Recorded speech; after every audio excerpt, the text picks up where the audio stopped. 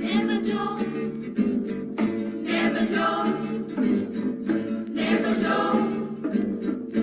Oh, money, never money, never money, money, never money, money. Now know what you can I be money, money, never money, never money, money, never money, money. You can keep, you can I be money. When you been not for a bum, you have been tell me money. Now because your money done, you come with conniving money. When you had your pocket full, you have been tell me money. Now because your money done, you hustle for tell me money. Yes, money, never money, never money, money, never money, money. Now know what you conniving money. Neighbor, neighbor, joker. Neighbor, neighbor, joker. Neighbor, neighbor, joker.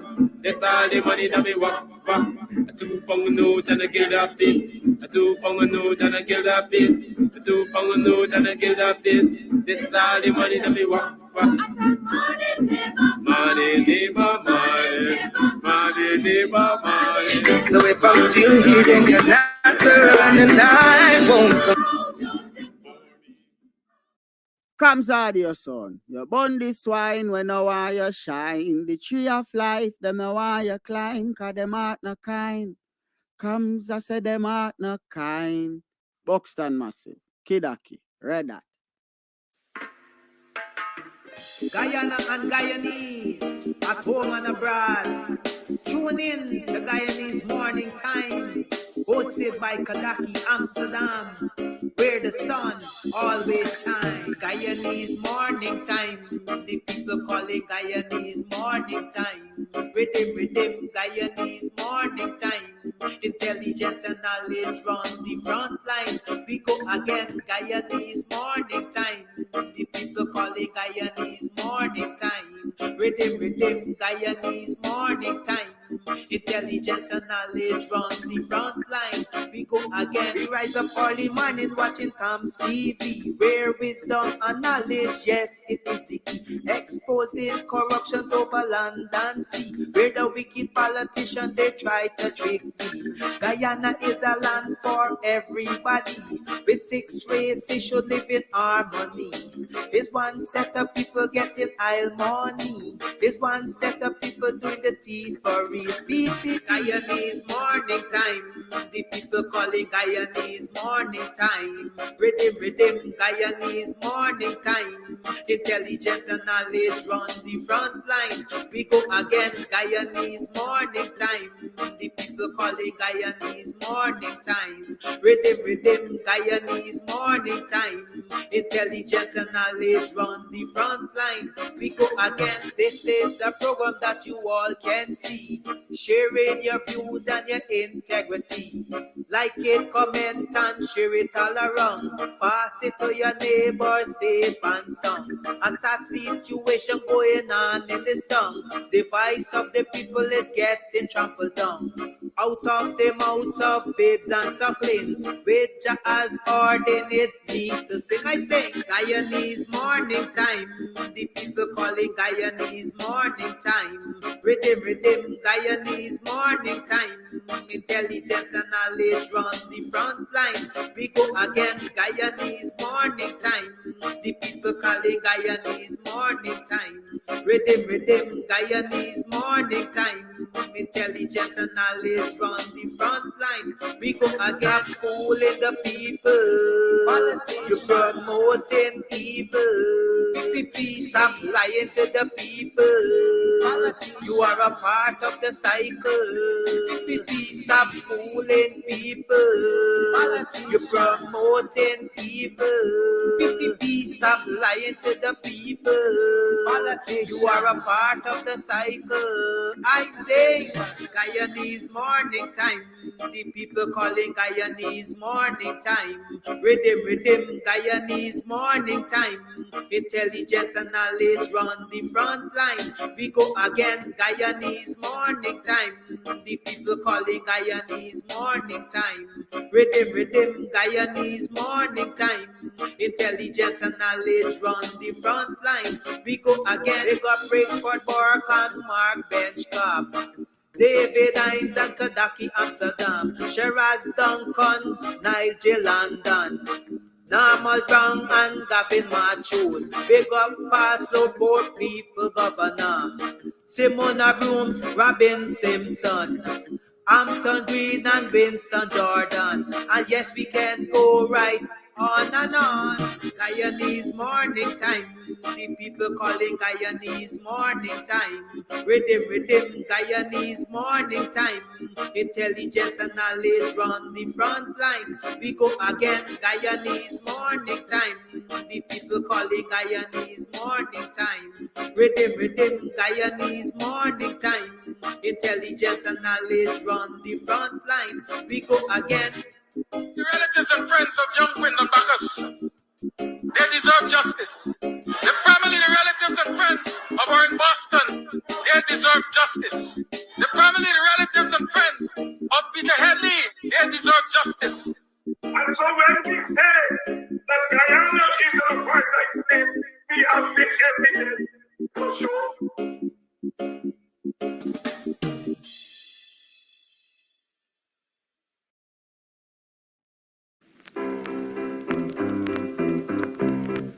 Hey fans, it's karaoke and oldies night this and every Thursday at Club Twilight Sideline Dam, Buxton.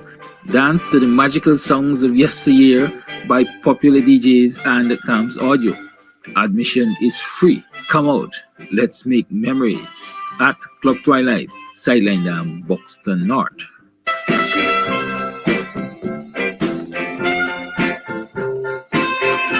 You can get meat anywhere, but for the best cuts of chicken, beef, pork, mutton, and lots more, check out T&W Harris Butcher Shop, located in the East Rheinveld Market Meat Section. Call us on 609-7168, 641-4494. Ask for Rastaman. T&W Harris Butcher Shop, for the best in fresh cut meats and lots more. The fire burning red and a Joshua representing of a comes audio. Big up Kidaki, Buxton massive. Hey Babylon boy, you going like you like son. Red.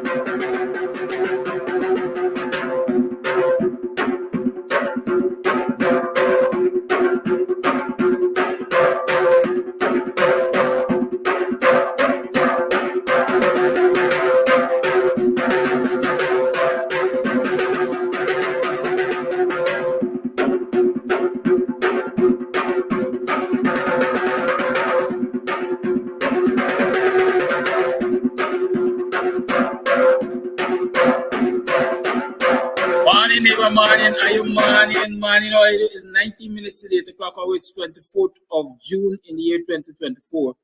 Welcome to another program of Guyanese Morning Time. It's Monday. It's another Monday. You had a weekend. How was your weekend? How did you pass your weekend? Rested and recuperated well? You made some extra money. Use that skill that you have to empower yourself. What did you do? Y'all tell me. I'm waiting for the answers, but let's take a call to start this program. Hello, good morning. Those of good you, morning. go ahead, Good call. morning, Mr. Kadaki. Good morning.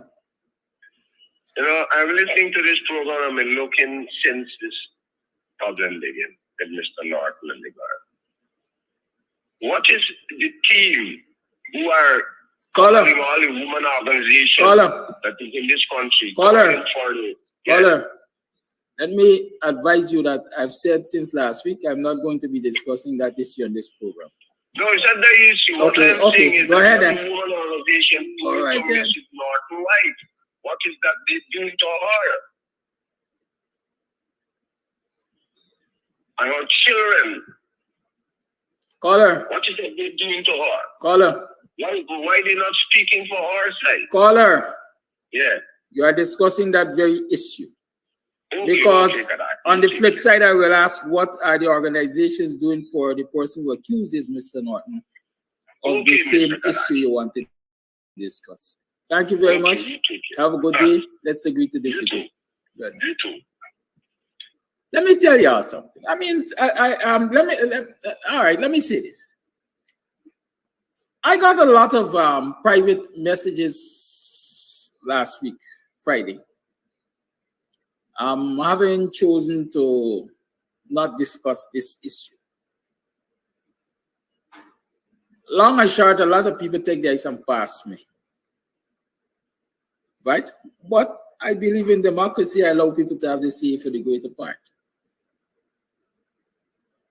Those people who inbox me privately and accuse me of all manner of things, you know yourselves.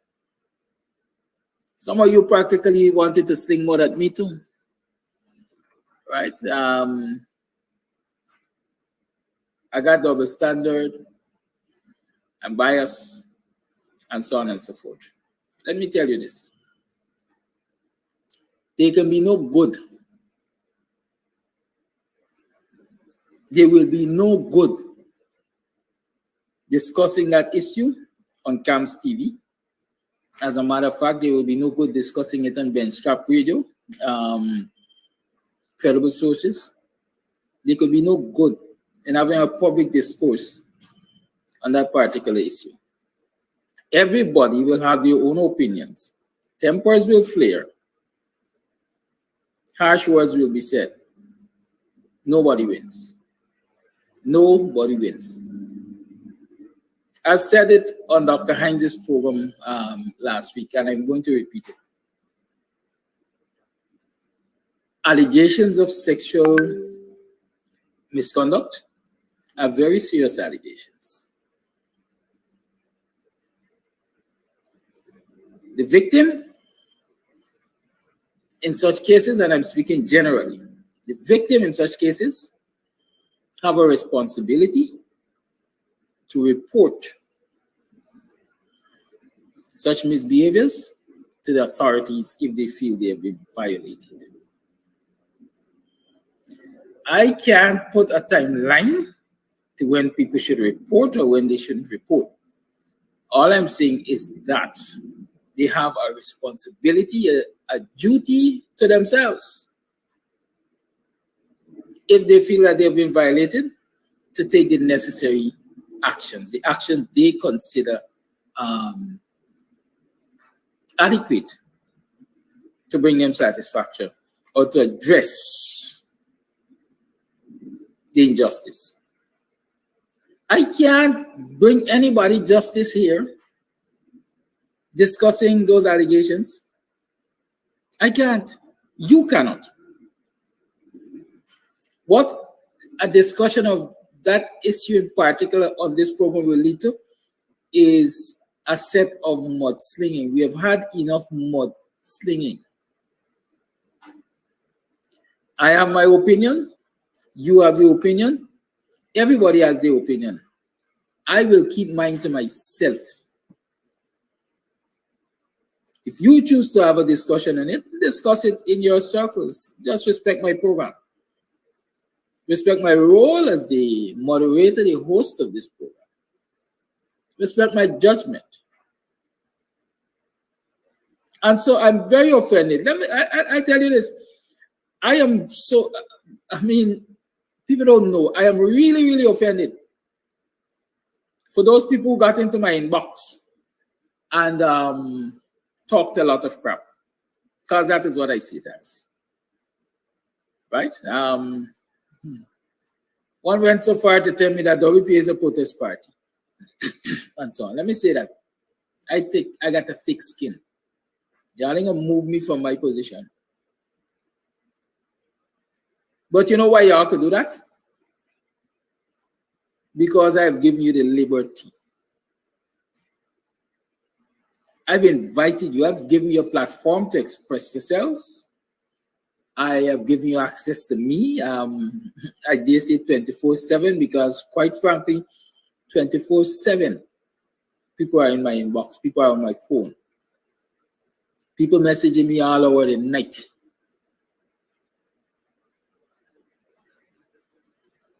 No respect for boundaries.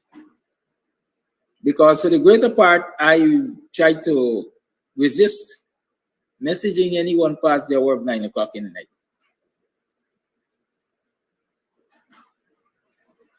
Right?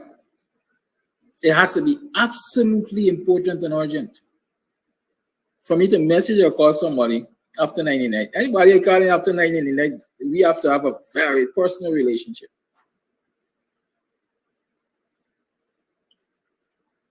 But I have given you that access to me.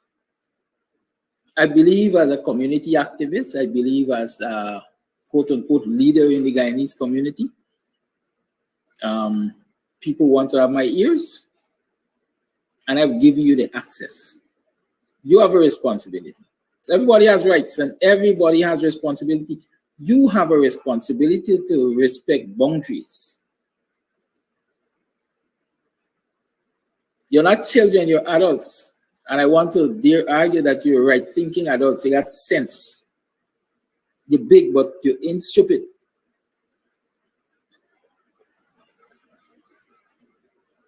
And so there are times when you overstep those boundaries and they become abuse.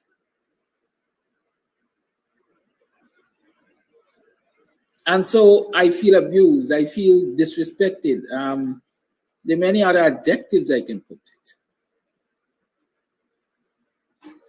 You would not believe that I read these messages and I said, you know what? The best solution for this is to stop the calling program.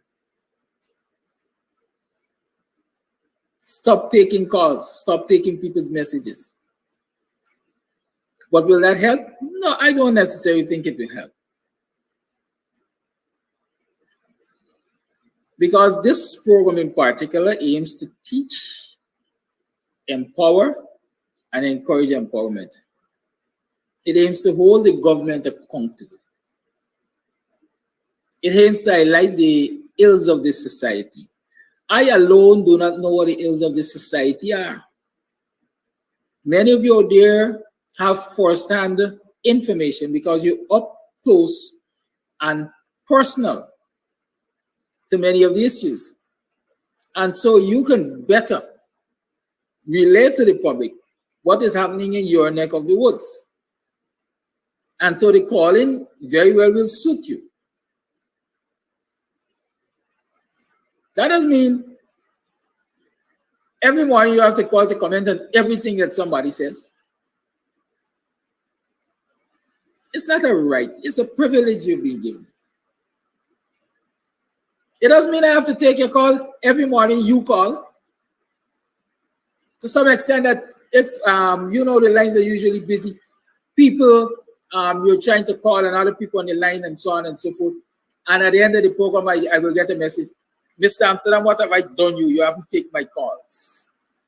I've been trying to call you several times and you're picking my calls. What's wrong with y'all?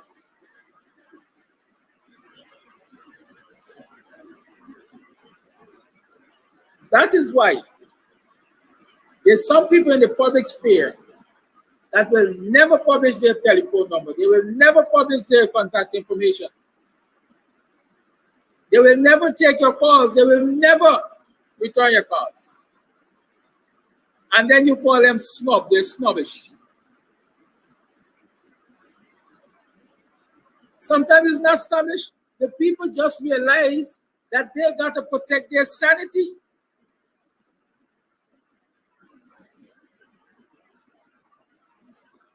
They got to protect their sanity. You know, what happened? Hosts like Mr. Amsterdam, we're not entitled to some quiet time. We're not entitled to some family time. We're not entitled to just lay back and do what we want.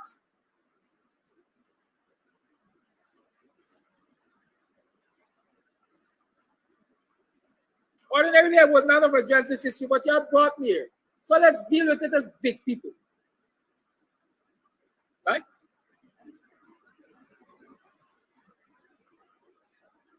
Let's deal with it as big people. There must be boundaries.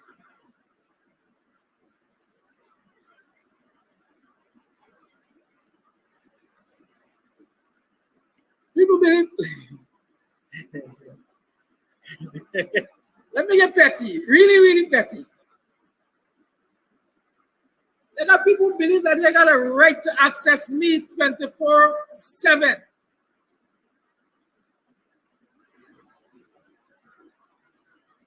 And some of those people never contributed a dime, not a copper, a shilling, a cent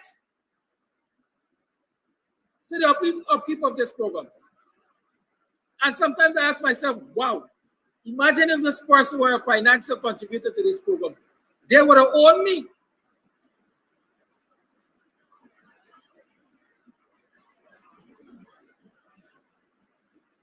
Y'all don't kill the goose that lays the golden egg. I still remain, Camps TV still remain, Guyanese Morning Time still remain the only social media platform program that you can call into and give vent to your feeling, express your opinion.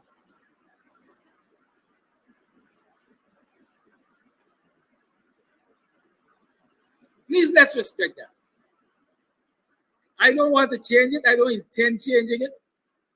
But of course, if you're going to continue to be the way you are, or some of you are, we will have to make modifications. For example, if we have a topic today, maybe you'll have to send your voicemail. After the topic, I will listen to it through the night, and then I'll decide if to play them tomorrow.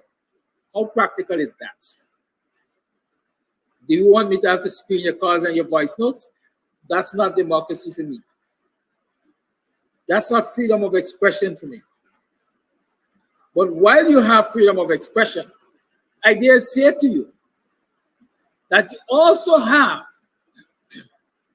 a responsibility to ensure that as you express yourself, you do not put the host of the program nor yourself at risk. Right? You have that responsibility. You have a responsibility to yourself, first and foremost. And then you have a responsibility to the host and the program.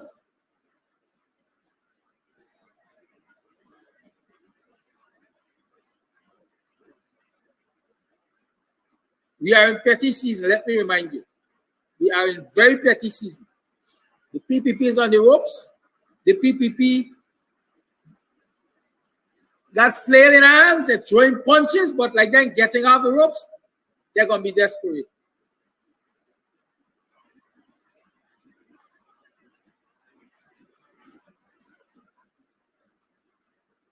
They're going to be desperate. Listen, Ramesh Ramcharan, don't come here and call anybody thug. I ain't got time for you this morning. Go somewhere and call somebody else thug. I don't have thugs on my program. I will first delete your comment. And if you continue to be disrespectful to my viewers, I know what I will do. I will just block you.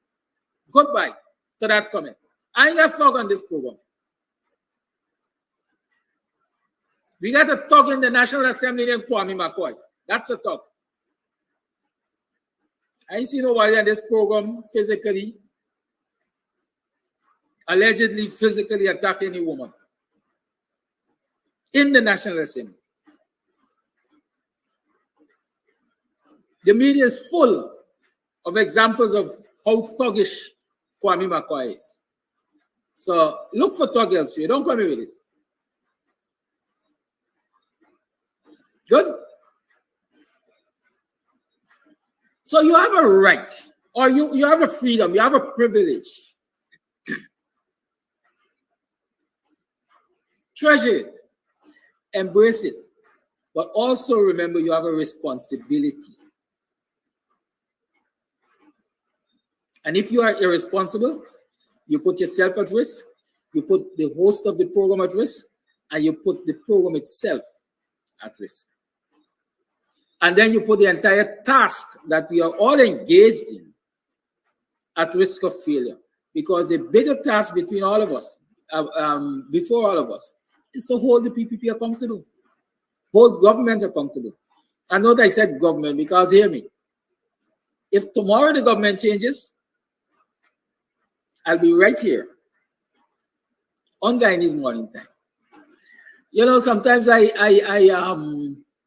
imagine myself as a minister of government hosting a morning program, even if it's just once a week, for people to be able to tell me what is wrong with the government that I'm serving.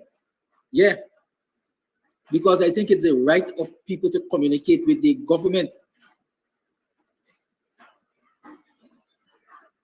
Sometimes I also imagine myself as saying, listen, the only time somebody needs to come to me as a minister in my office is if they have a serious complaint against my staff.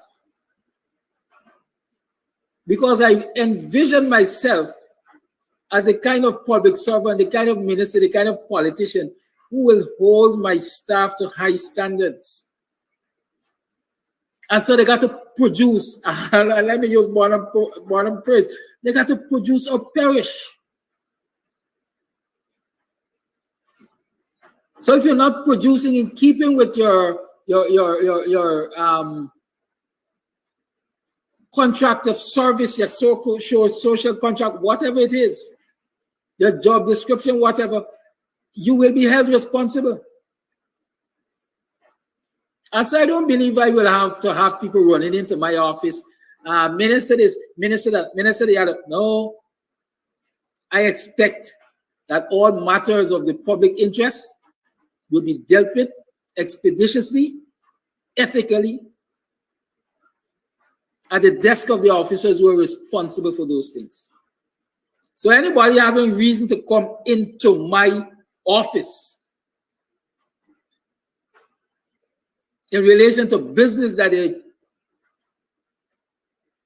transacting in my ministry, you got to get good grounds. And whoever caused that to happen because they're not doing the job, they're going to answer for it. That is what I talk about, ethical leadership. And let me explain this. The minute everybody has to run to a minister or permanent secretary or some higher up in relation to business that they want to transact with the ministry, is the moment we expose that person to charges of bribery and unethical behavior. It is the moment that person exposes his or herself to charges of bribery and unethical behavior.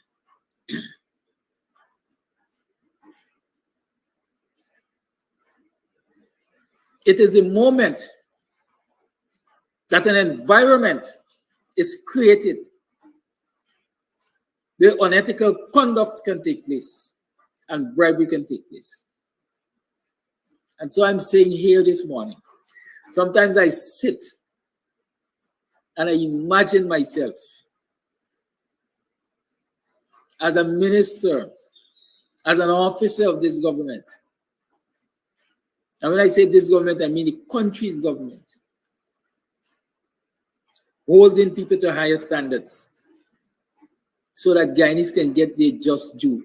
The service can be delivered to them and delivered to them professionally. And then not everybody got to see a minister. Not everybody got to get connections. Not everybody got to know somebody to get something done. These ministries have mandates. These agencies have mandates. And everybody employed in them has a big responsibility to ensure that those mandates are carried out, regardless of color or creed, race, color, creed, religion, without fear nor favor. Everybody in those agencies have that responsibility.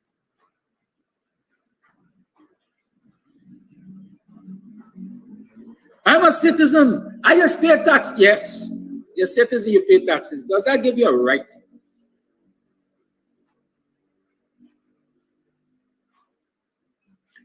To bypass all the other levels and go directly to the minister because you want a license to import stone? There's a procedure.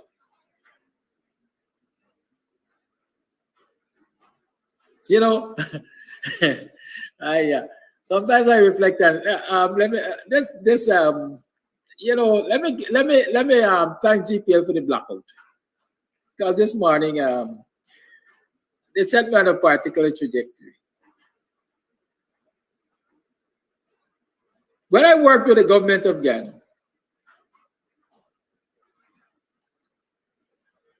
I covered extensively the Ministry of Agriculture as an information officer, right? Communication officer, they said. And so I had frequent interaction with all levels of staff at the Ministry of Agriculture, NDIA and all of that. And I know people who were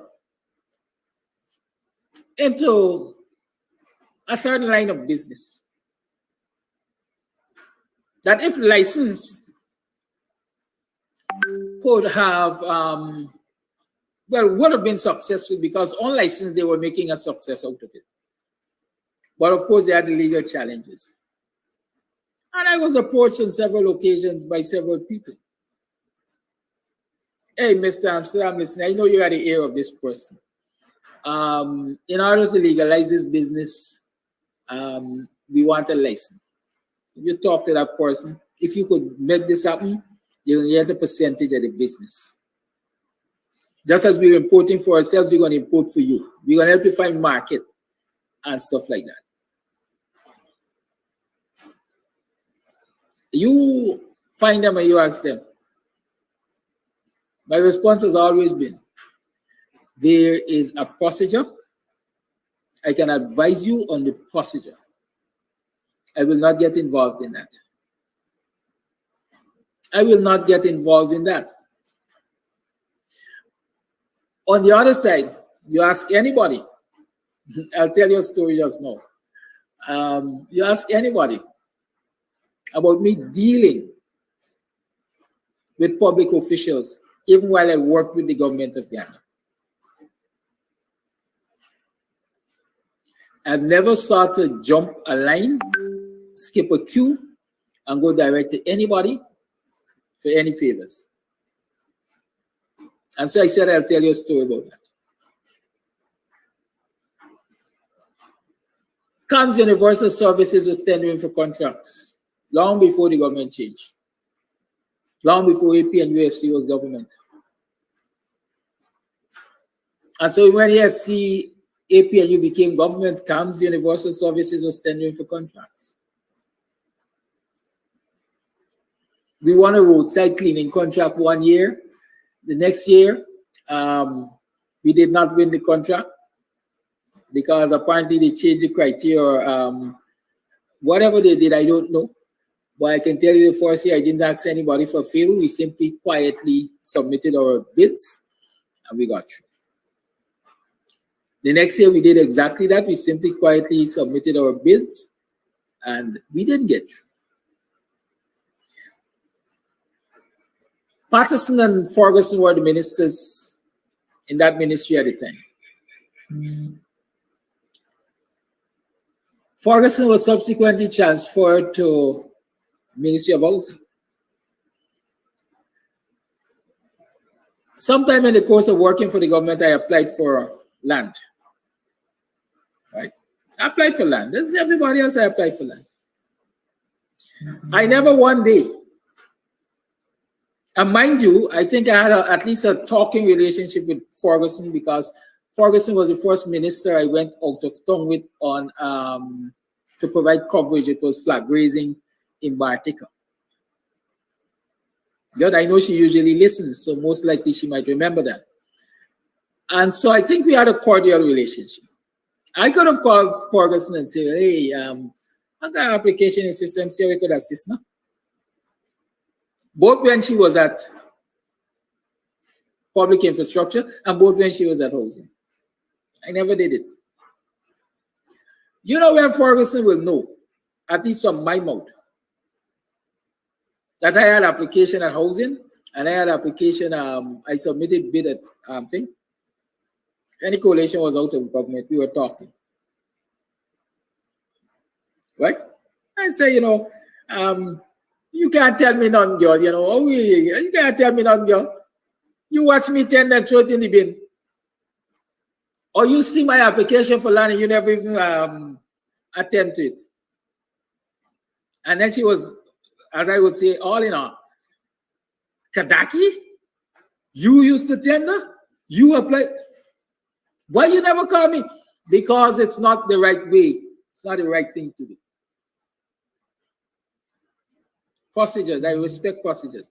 And I will encourage citizens respect procedures and hold people's feet to the fire. Nobody, they got nobody, quite frankly, in or out of government, as far as I concerned, could dangle anything over my head, you know, because I behave ethically. I got little skeletons in the closet. I always tell you that, but you got to search hard to find them. Right? You got to search hard.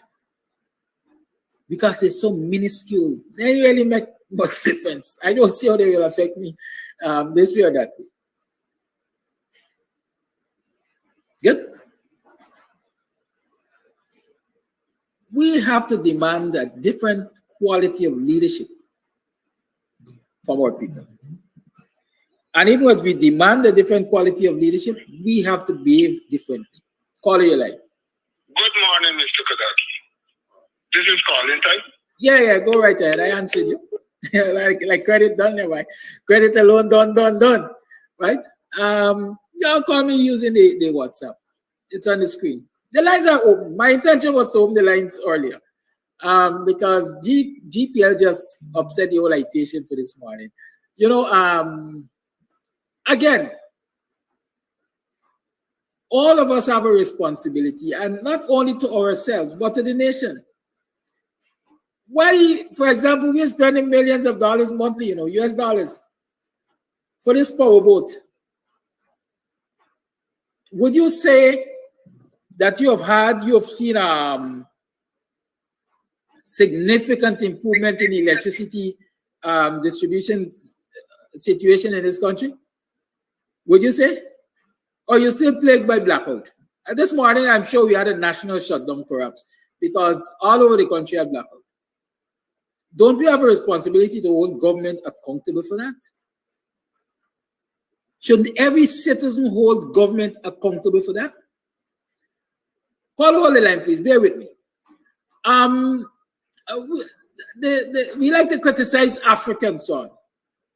But right now, Kenya, the young people of Kenya have forced the president of Kenya to commit to having a conversation with them because of promises he made on the campaign trail. And they're yet unfulfilled while he is in government. They've had 1 week of protests across the country, and he has committed to having a conversation with them. Why can't we have one day of protest across this country to make these Jezebels and Jagabats commit to doing better by the citizens of this country? Why? Because we don't recognize our responsibility. You only see that we got rights. Call your life. Caller, you're on. Caller. Good morning to Mr. Kadaki and those who are in and out of the diaspora. Mr. Kadaki, I called just to say thanks very much to the senior of the PNC, the senior members of the PNC to stand up and act as senior members. Thanks very much for that. Mr. Kadaki, I want to say thank you very much to you for making the decision the way you make your decision. And don't allow no kind of pressure, my brother. I know it would not happen. Because you to be upset or to be a little frustrated. I know you're not. That is going to make you more strong. To know that you're a strong leader with an head that can lead this nation in the direction of righteousness. Because that's how you're going to be tried, that's how you test, and you can pass those. But it's only strengthening you. Until the Guyanese nation knows of us who are voting and who will have to vote. For those who say they won't vote and they won't come up, I'm calling on all of y'all. I'm calling on all of y'all to vote. Come out when it's election time and vote. Please come out and vote. We already know which direction this government is headed, how they're going, and whether they're stubborn and stiff-necked. As we can see from the teachers and the students. They mean when they say something, nothing is going to stop them or deter them from the decision, not even us as citizens. Not even us as a nation. And so all the institutional is so confused and infected with corruption. So we need at least to vote this government out. That's the beginning. I want everybody who can vote, put their mind into right. That's what we're sure that we need to do before changes can come. Is to get them out. At least after that, we can work with the other rest who come in. We have the ability because they are a little more flexible. But we need to come out and vote because of what we do. God bless you, Mr. Karaki. God bless this program. I don't care what condemn or ridicule me. Feel free to do it. I don't have a problem with that. God bless me. Speak the truth to power. The wicked will come after you and attack you. I don't have enemies. So Guyanese, whether Indian, African, I don't care what nomination you have. I love you, my brother and sister. Have a blessed day. We're going to get there by the grace of God. If we start up in righteousness and do what's right. Have a blessed day, Mr. Kadaki. God bless you for all. Thank you for your call. I see somebody made a remark. I wonder how smart this person playing this smart. What they said, thumping or boxing somebody is not skeleton. Is that what they said? Thumping or boxing somebody is not skeleton. Something to that extent. Let me tell you something. I've said it on this program before. I'm repeating it. Call him, mute your microphone. Please mute your mic.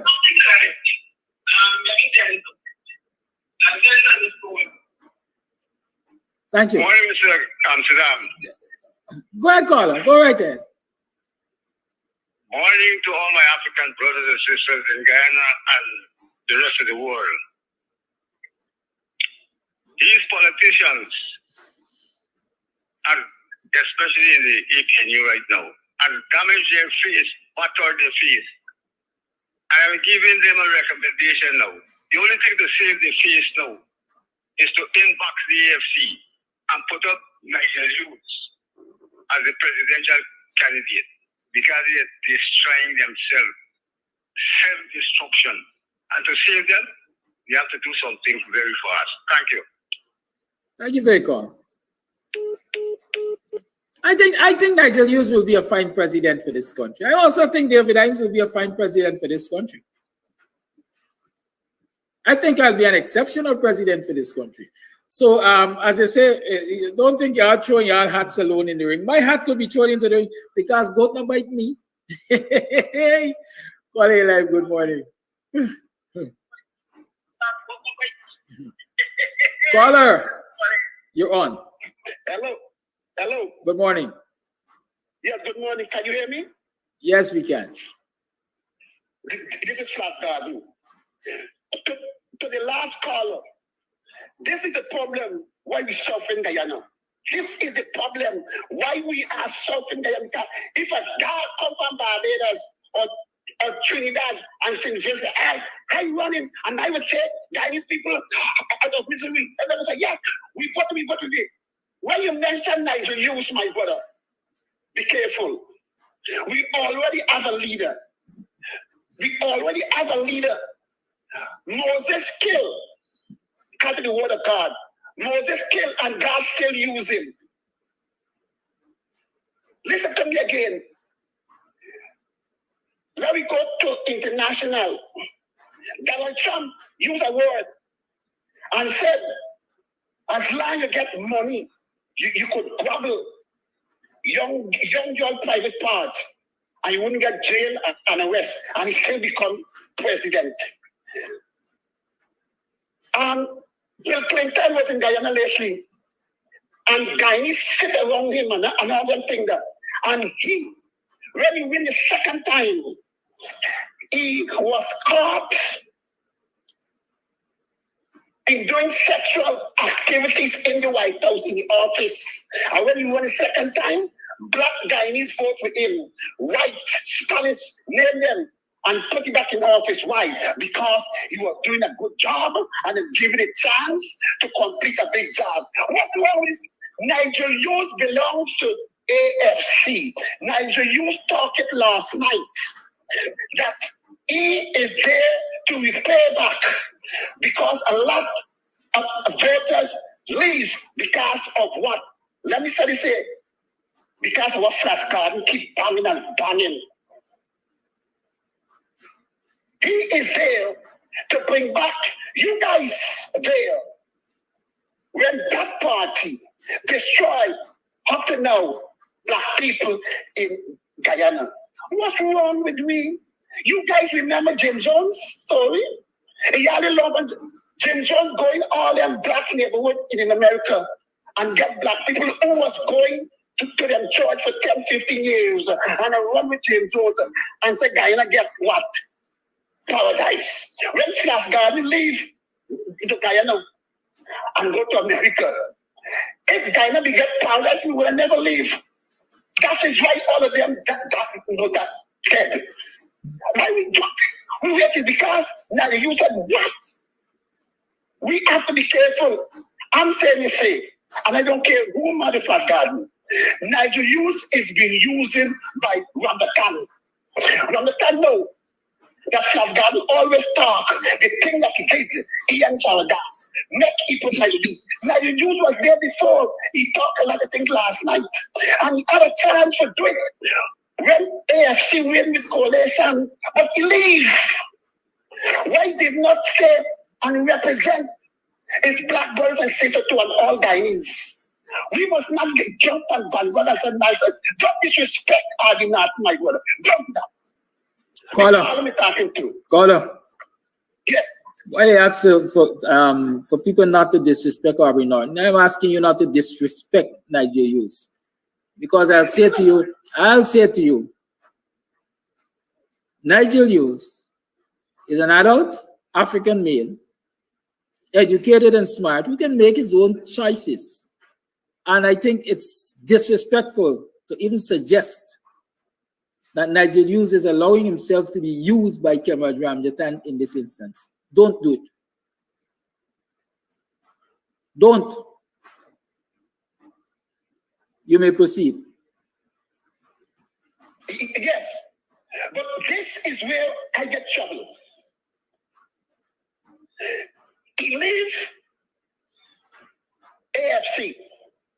He leave coalition. And I believe that was the time coalition we need him to travel and change the constitution. That all guys needs to be better off today. That is my problem with him. He leave.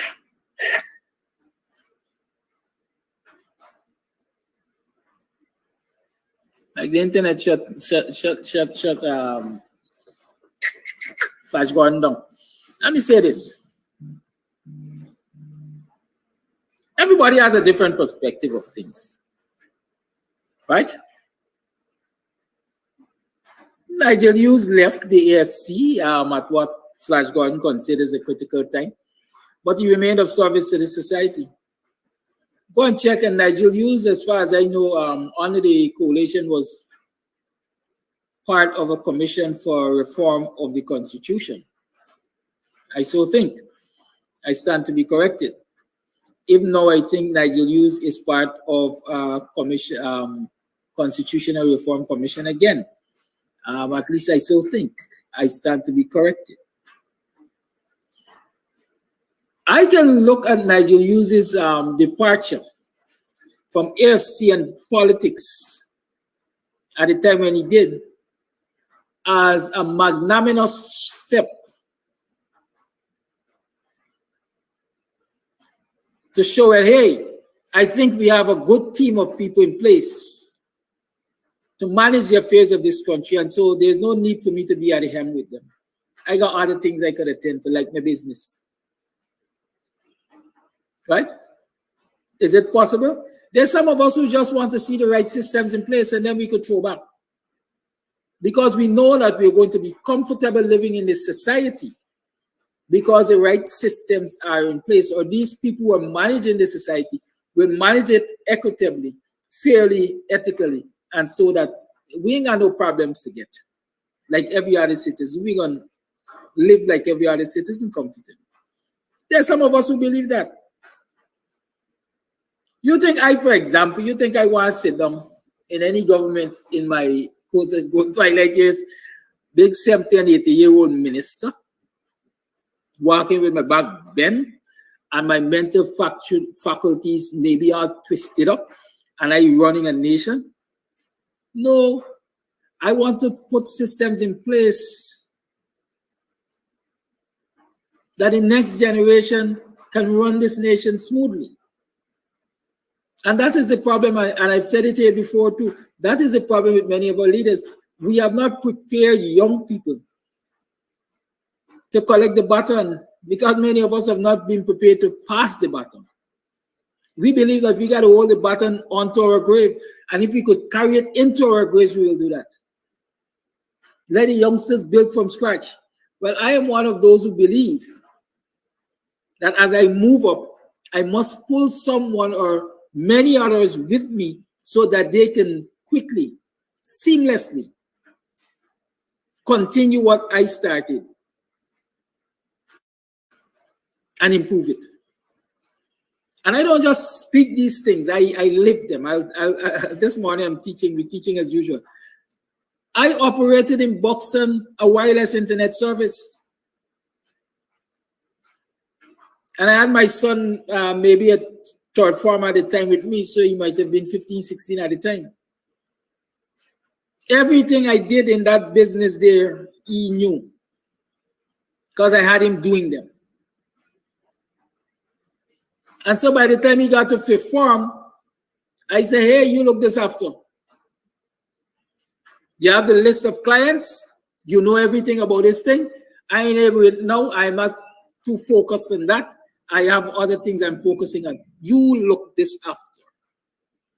And anybody who knows me will tell me. They'll tell you, their clients that will tell you when they call me, I say, call me son. Or I will tell my son, I'll send him to you. Because there has to be a succession plan.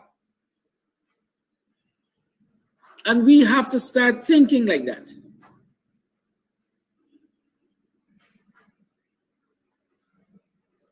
So, not because some of us are in the forefront fighting and making sacrifices or changes, you all believe that as we want to sit down and enjoy the sweet. We could sit outside and enjoy the sweet that the changes in society brings. I don't necessarily want to sit in any government job, ministry, political appointment, whatever you want to call it, until I am 80 and 90 and back bending. My feet can hardly carry me. I am utilizing so much more of the state's resources to keep me in office. Now, when I reach that time, I go home, chillax, knowing comfortably in my mind, hey, I did what I had to do and we have a better society. So could we view Nigel Hughes' departure from politics at that time as that kind of thinking? We have a good team. We have a good enough team. I trust this team to do good by the citizens of this country, of which I am one. And so I will go focus on my own private personal development. And so can we see now the return of Nigel Hughes to the ASC or to quote unquote partisan politics as in responding to a need, to the existence of a need? I think there's a need. I think there's a big need right now for the likes of Nigel Hughes. And so I'm happy that he has returned to the AFC. I don't know what your interpretations are. I see a big need for David Hines to say to this nation, I'm ready and willing to be president. I see a big need for that.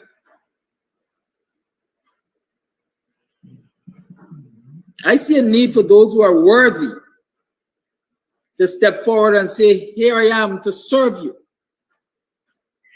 Do what you will with me. You dictate where I should go.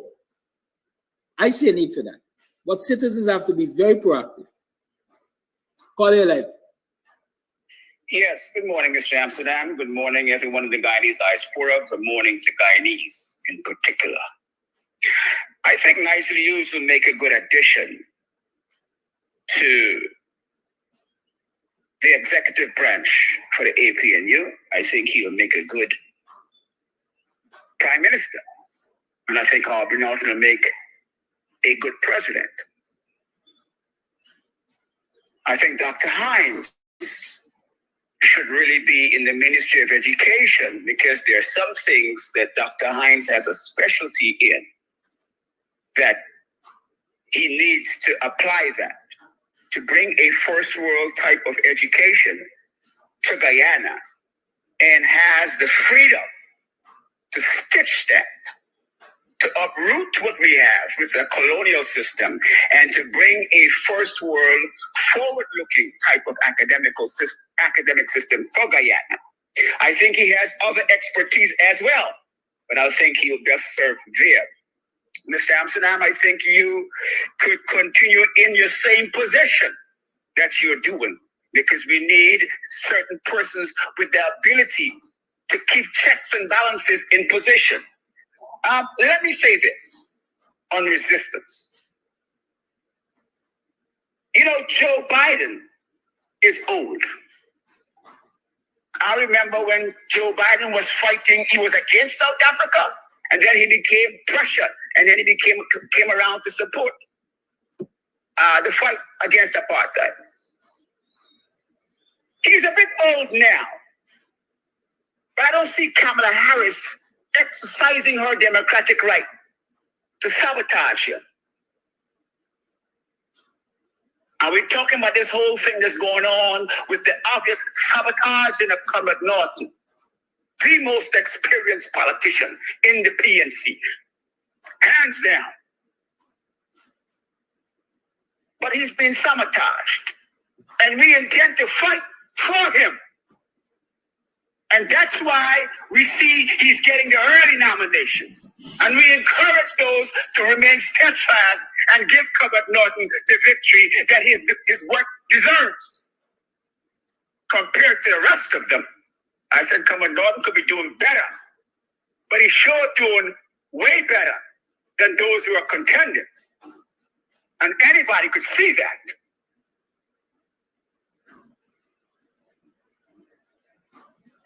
Janet Jagan did a lot of what she did. The PPP never got rid of Janet Jagan. The PPP threw out Ram Jatan, and he became vice president of Guyana. Versus what the people are trying to do to Comrade Norton. So we got to be very careful that people give us an agenda. And because they know how we crab like in a barrel, and we run with the agenda because of our nature, not necessarily the facts, because the facts are still missing on Combat Norton's accusations. They're missing. You remember rape in the parliament? I remember 2 women having rape in the parliament. Video evidence. One of them now is in charge of parliamentary affairs. They holler rape. Evidently rape ain't rape. Or evidently when people holler rape in parliament and the camera on them, they ain't getting charged. They ain't getting investigated. But black people, it appears, African Guyanese, because of our nature, people could give us something and we feed into it. Didn't Priya Manichan have a rape as well? Talk back to me. But we got a rope hanging from the clock for Aubrey Norton. Where's Priya Manichan's rope? Where was her rope? I don't advocate a rope for her. I said, where is her rope? Where's the rope for Ramjatan? I don't advocate a rope for Ramjatan. But we made him vice president. We made him national security advisor. But black people, African Guyanese, you must lynch you and applaud others. That's what I'm seeing here. And I don't know how people arrive at the position they have arrived absent the evidence. This is nothing but a witch hunt. And we ain't going for it. We ain't going for the Order 60. Not today. We ain't going for it.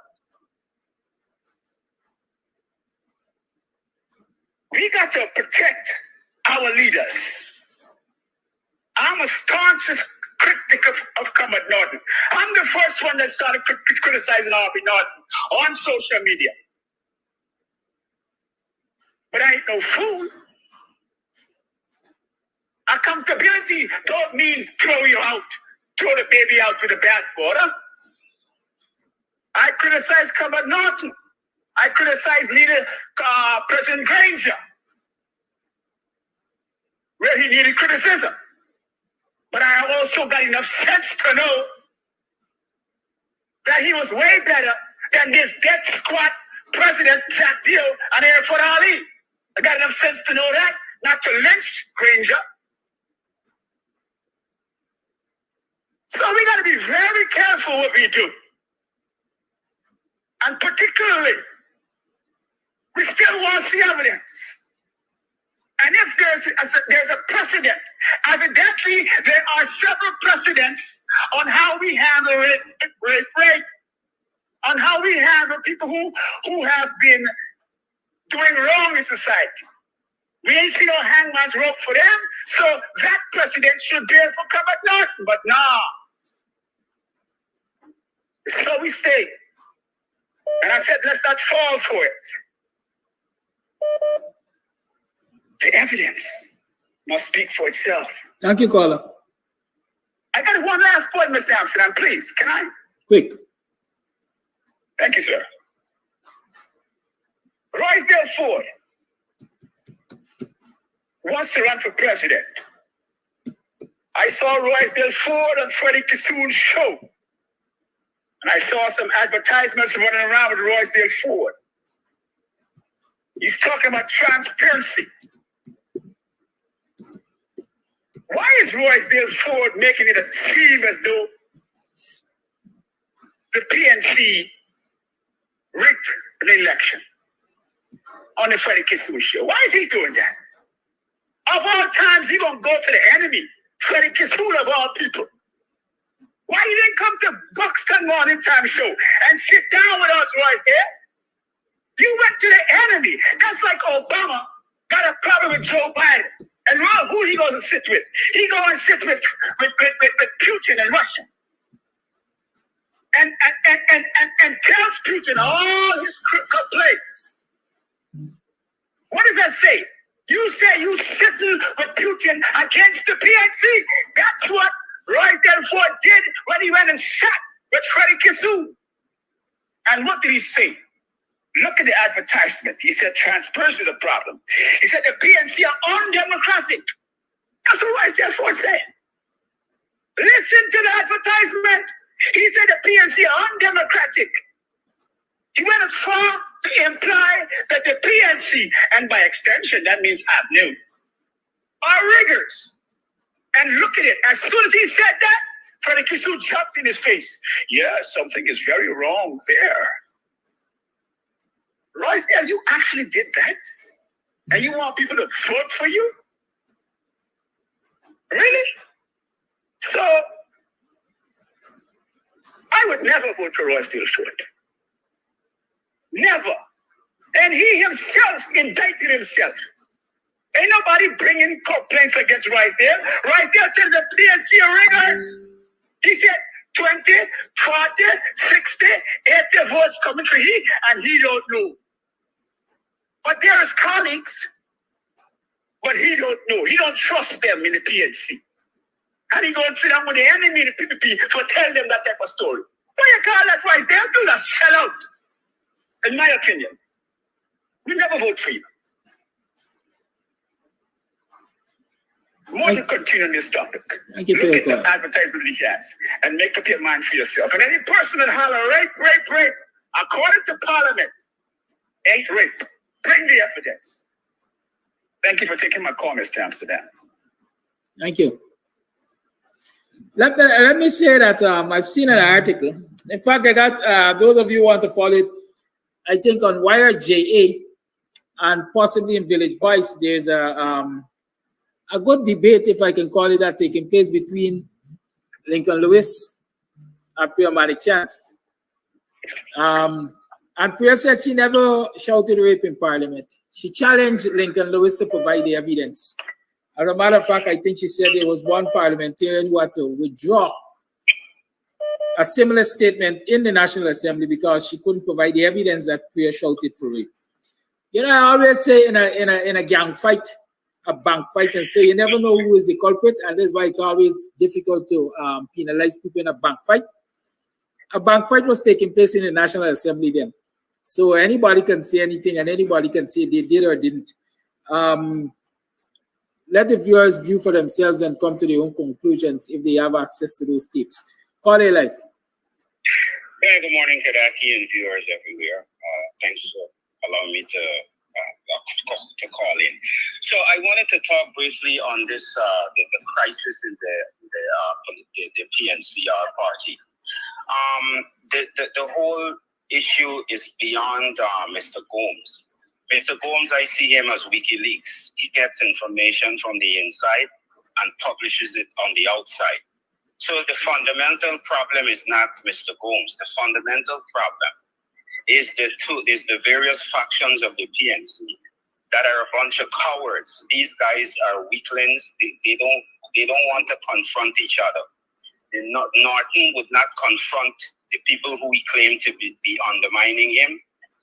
And those persons would not confront Norton personally on issues that affect them. So what they do, they look for someone who can put the information outside to embarrass Norton. Now, when it comes to the Vanessa Kissoon issue, Caller? In politics. Caller? Yeah. Please don't go there. Move on. All right. I wasn't going to go into whether who's right or wrong. I was just going to talk about the issue of allegations at a time when there's a political campaign. Just to say, forget Vanessa, whoever, it could be anyone. But these issues like bringing out dirt on a candidate is totally normal in politics. People look for, maybe it's an inconvenient time, and people get upset, but people who have dirt on somebody or potential dirt, they choose a time when to bring it out. So these are the things that you face with. Now, if the PNC did not want to have, if they wanted to have one candidate and everyone rallied around that candidate, why have multiple contests before the general election? The fact that you have another contest, you are not telling me, that's not promoting the party unity. you're saying you have a chance to take down the leader. These people are insane. If you have a second contest, how could you possibly think that the other people will collate, will just rally around that person? If they're people with political ambitions, and they have a right to exercise that ambition. And calling everybody who challenged Norton a PPP or undermining the party is BS. It's absolute BS. People have a right to challenge Norton. Now, when the contest is totally over and the dust is settled, we expect that all parties will come together. We expect Norton to exercise, if he's the winner, exercise some leadership, reach over, put the olive branch over and say, listen, we had a tough contest. We went in places we hope we didn't go. We said things we wish we could have taken back. But we have a common enemy in the PPP. Let's unite the party and fight for the PPP. I don't like Norton because I think he's a weak candidate. But if Norton is selected as the winner, I support Norton. That's how politics work. But going around trying to call everybody who oppose Norton, somehow this person is a PDP or they are backstabber, it's nonsense. Norton has not confronted the people in his party. He has failed to confront the Harmon faction, and he's reaping. The chickens have come home to roost. The PNC has a fundamental problem. They have leaders and people in office that would not confront each other personally, but going behind the scenes and throwing things out there. They're all to blame. They all have a responsibility in this mess. When the ship is going down, the captain, you can't say the captain is exempt and everyone else is weak. I don't accept that. The head of the captain, the buck always stops with the leader. Now remember that. The buck always stops with the leader. You can't tell me that everyone else is bad eggs and the leader is the good person. No. They all have some shared responsibility. And I am calling on Norton to exercise that responsibility. I call on Ford and all the others to exercise that responsibility. If you have an issue with each other, have a meeting of the minds. Discuss your issues and work it out. Stop feeding homes. That's a cowardly act to just leak information to homes. Confront each other and work it out like adults and move the country, move the party forward and move the country forward. That's all I got for now. Okay, take care. Have a good day, man. Keep doing what you do. Thank you for your call. I see some, I don't know, Sital, I don't understand what you're saying. You're challenging me to block you or you're saying I block you? Yeah, morning, neighbor, morning. Just feel tight. One day, I getting thicker. Morning. Welcome to another program of Guyanese Morning Time. I am your host, Kidaki Amsterdam. It is 7:29 on the 25th day of June in the year 2024. I listen, sometimes I don't know where all is wrong with me early morning. But anyhow, how was your last night? How was yesterday? Yesterday was a rainy day, was it? We had some rains, a little rain, and so on and so forth. But how was your day? Come on, man. Some people y'all ain't want to give me a chance. I just sit down here, y'all allow me to talk a little bit, no?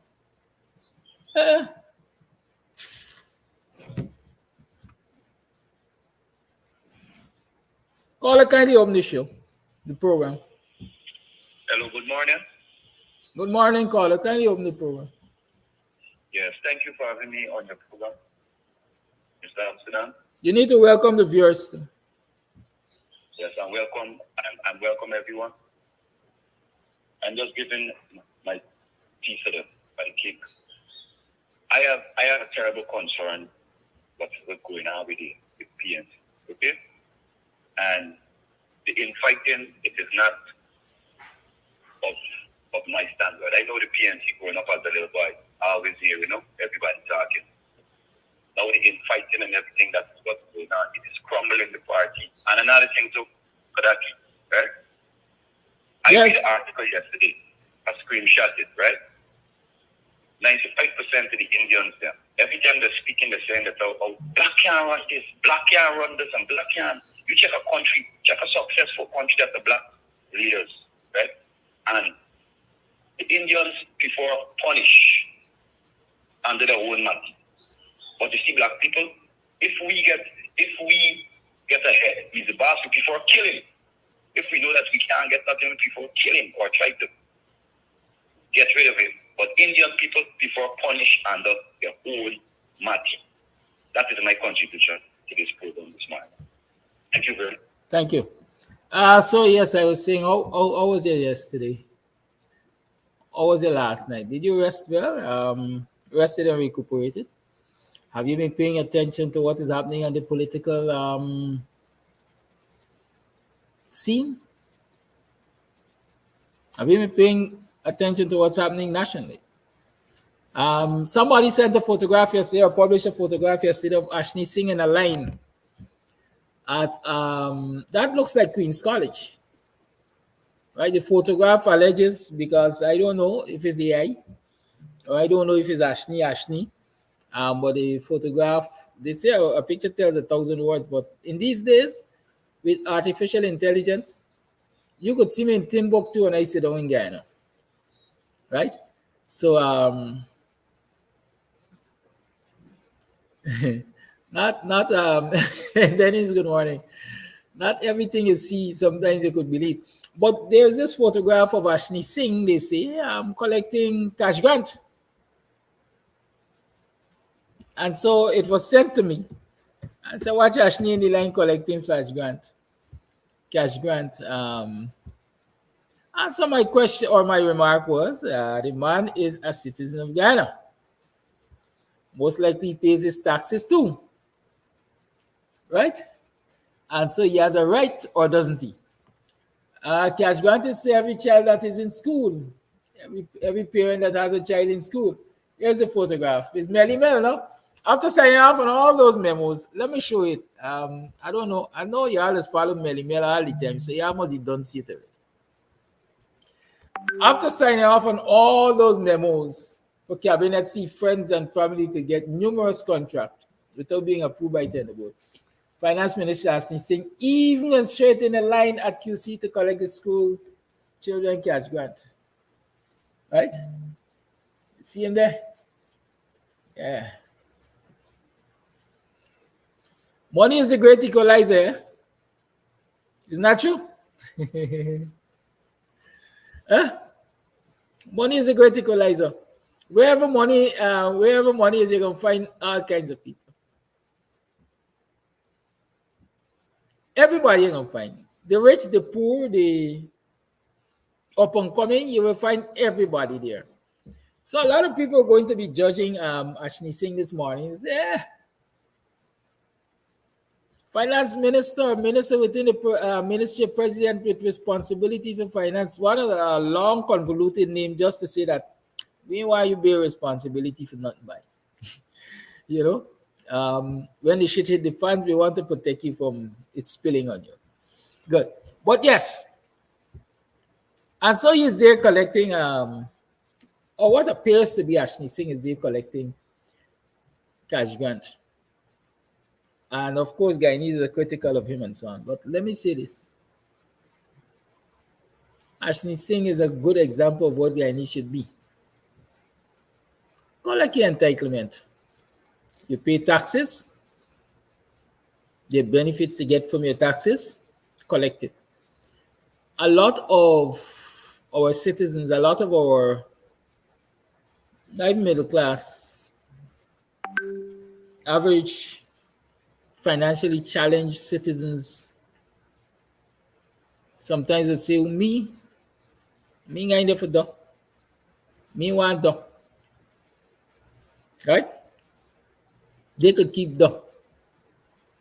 And I will constantly encourage, please collect your money. If you all don't collect it, the possibility is somebody is going to sign for it and collect it. We're living in one of the most corrupt countries in the world. Join the line with Ashni or join a line like Ashni and collect your money. Please collect your money. But what you ought not to do is to allow the money that you collected to buy your silence. Don't let nobody silence you with $40,000 or $45,000, whatever the amount. Don't let nobody silence you. As a matter of fact, don't let nobody silence you with $40 million, $400 million. Always be prepared to speak your truth and speak it softly. I know some people might expect me to say speak it loudly, but I always remember I had a lecturer at the Government Technical Institute, Mr. Bourne. And Mr. Bourne said, you can be firm but polite. You ain't got to be loud. You don't have to be loud. As people say, you ain't got to load it up. Just be firm. So speak your truth. Regardless of how much money they shove your way, speak your truth. Is it not convenient that following the publication of sanctions and so on,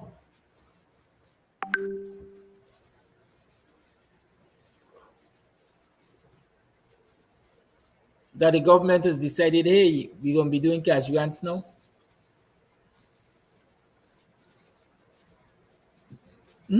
Is it not convenient?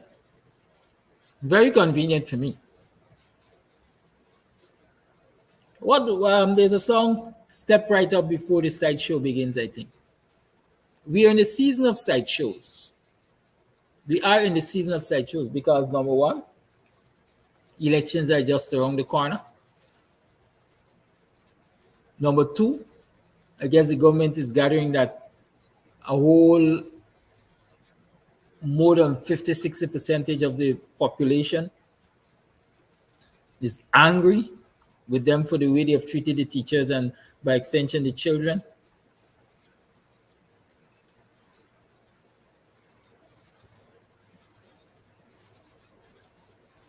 And so what are they doing? As we like to say, they're trying to curry favor. Trying to curry favor. Don't be paying out cash grant. Y'all come and get it and shut your mouth. It's like when your children bawling, you push a piece of bread or something in the mouth. Yeah. My advice is, your child is entitled to cash grant, collect your cash grant. But don't stop speaking. Don't stop saying to the government that they have mishandled the teachers' strike. Teachers are supposed to be going back to work as of today, I think, and they'll be there perhaps another 2 weeks. The rest of this week and the rest of next week, school closes Friday week, I was told. Right? Your children have lost the equivalent of more than a term's learning. And so they are coming to say, hey, collect this and shut your mouth. We got your best interest at heart. You can see we giving you money. Right? Don't let them small change shut you up. Don't let the big money shut you up. Continue to speak out and demand systems in place that will ensure that you're treated fairly, respectfully, all the time, every time, regardless of who is in government. That's what I want you to do. But you have to recognize some worth in yourself. You got to put some value on yourself. What is my value? What is my worth in this whole scenario? Is my value $45,000, or is that the value of my child, $45,000? Is that enough to shut me up? What's the value of my vote? Is it $100,000? Or is it a promise of better to come next year? Or better to come 2027? Is that what my value is? Is that the worth of my vote? Sit back, relax, assess yourself, assess your value, assess your worth.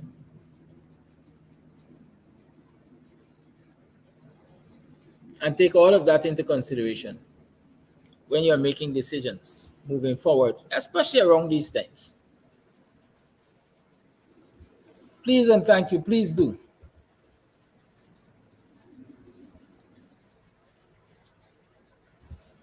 Now,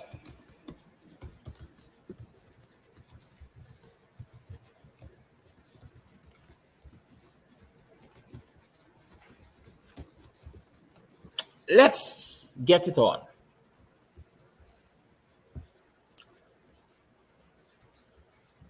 You know, some people tell themselves they're bright, they're smart, they're this, they're that, they're the next.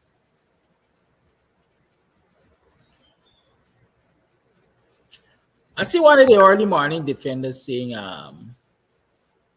Kidaki, just as how you could have stopped the man until he don't disrespect Nigerians. You could have stopped the call who see you want this barrier and that barrier and the other barrier and a stake.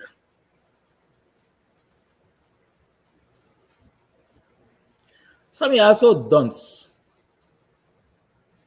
That sometimes I wonder, why does it even engage you except for the fact that I give other people the opportunity to learn from your dunceness.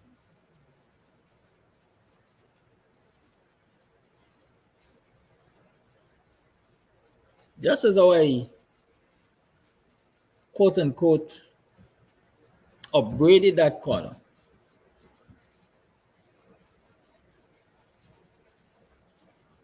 About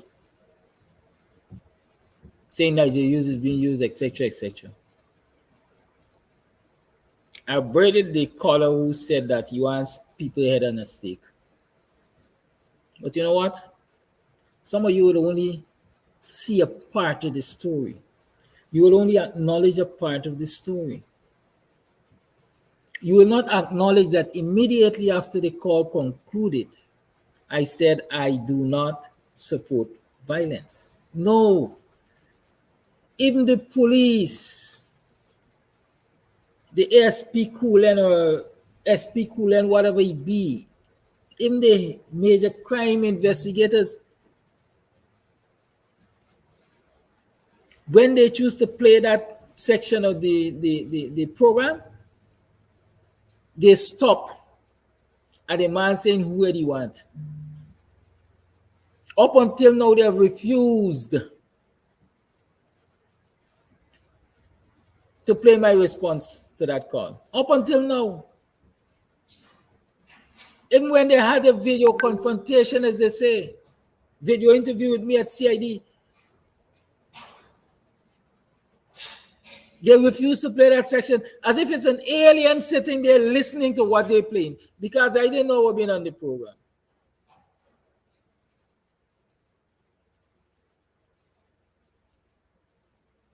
Even when they went to court, if I remember clearly, the magistrate had to say, I'm hearing of these cybercrime charges, but I don't know what they are. And they proceeded to read. And she inquired if I didn't respond or something to the extent. And then she heard the rest. She heard the rest of it. So, hey, man, don't come here with your dancing self this morning. Don't come here with your unethical self this morning. Don't come here with your soup drinking self this morning.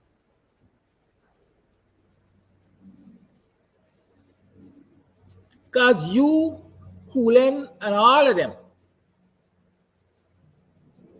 they're choosing to be selective. Y'all belong in the same category.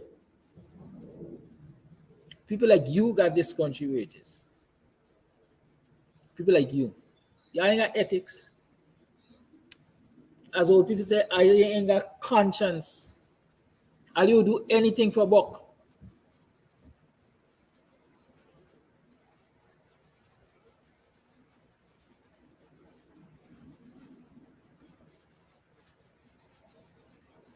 The quest is on. The quest to shut up Kidaki Amsterdam from Camps TV, the quest to shut down Camps TV social media broadcast is on. The quest is on. Y'all keep coming in your numbers. What the Bible says something about 10,000 of fall at your right hand and your left hand and your right foot and your left foot and in front and behind, above you and all kind of thing. Yeah, come man, yeah, continue, come. I swear you like fly. Because that's what y'all are.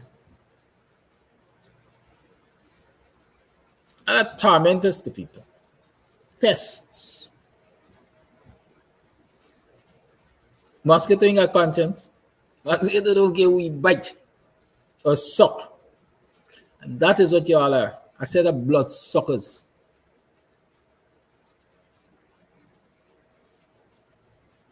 Don't come here and aggravate me this hour of the morning. The lines are open. It's 30 minutes to 8 o'clock. I see somebody has been asking, and you guys keep making.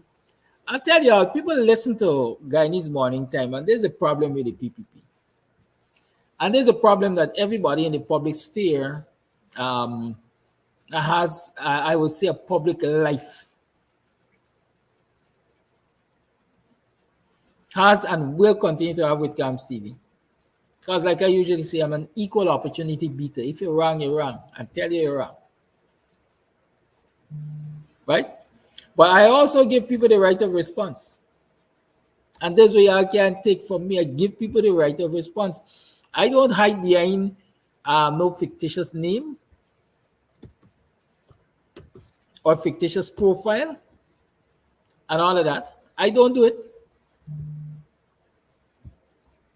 You know who is speaking when I speak. Right? That I know for a fact. And so I always say, people have a right to respond to anything that is said on this program. And I will give them that right, so long as it doesn't become disrespectful. And according to Facebook or social media, it adheres to the community standards. So, following yesterday's program, I don't think it's based on yesterday's program only, but following yesterday's program, or for several weeks, let me say, I've heard a lot of, we have heard a lot of comments about Royal Ford and Petition 99 and so on and so forth. I'm sure Royal Ford has heard those comments too, and his supporters have heard those comments too. And so since he's using the platform to advertise, to campaign for his race in the, or his part in the race to party leadership of the PNC. A video was sent to me yesterday. And so I will give you the benefit of listening to that video, because apparently it has some answers. Let me tell you, I ain't listened to them. Apparently it has some answers to those people who are saying Royal Ford failed the supporters of the coalition with that petition. Right? So y'all listen.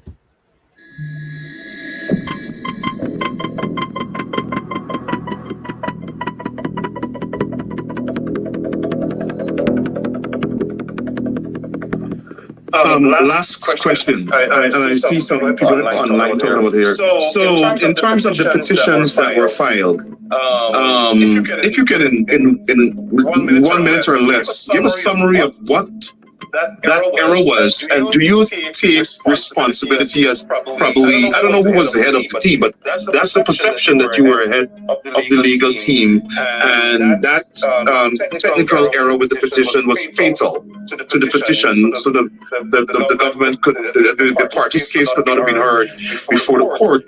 Do you take responsibility for that? Who should accept responsibility for that? And do you think that persons should factor that into consideration when they're thinking about who they should vote for party leadership? Well, I will answer this way. In relation to the petition, that has been an issue that has been going back and forth and everybody wants someone to blame, right? So Ford is the most appropriate person to blame, without examining what has happened and what is the role that Ford played in the process. Ford, I was looking at some of the comments passing me. Ford is being accused of filing the petition late. That is part of the nonsense that is being said. I never filed any petition late. The petition was not dismissed because it was filed late or outside of the period when a petition was supposed to be filed.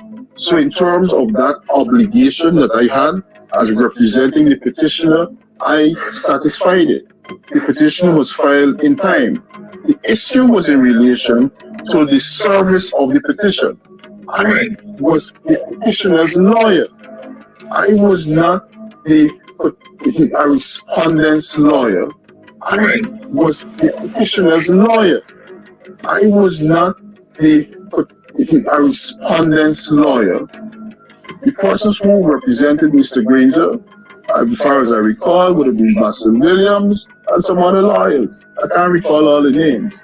So I was not responsible for whatever information would have been put down by their client. So I was not responsible for whatever information would have been put down by their client as to when they received it. So the petition was simply answered. The petition was dismissed because Mr. Granger signed a wrong date and it was not allowed to be corrected. Is that correct? Exactly. I was not representing Mr. Granger. I can't represent Mr. Granger and represent the petitioners at the same time. I was not there or part of the process in relation to who was advising Mr. Granger as to what is to happen in relation to the petition.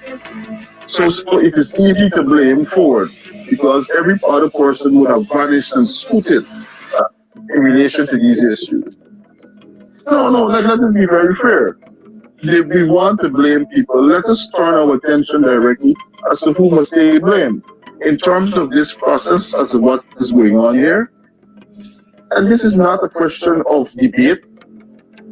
From 2020 to 2024 has been the most prolific period of filing cases on behalf of the PNC, on behalf of opposition interests in the history of the country. You don't have to want to agree with it, but if you look at it, we have filed dozens and dozens of cases. It has never happened before. Look at the period from 2010 to 2015, from 2000 to 2010. I have discharged my obligations, both as a citizen of this country, as a member of parliament, as a shadow attorney general, and as a member of the PNC in relation to advancing the issues. So there has been no comparable period. There's no one who could put up their hands and say that they would have held more cases as a shadow attorney general in advancing the cause of the Guyanese people. When we look at the cases that would have been filed, these are significant cases which would have advanced the interests of the Guyanese people. So in terms of whether I'm responsible for that, just to say it one more time, I'm not.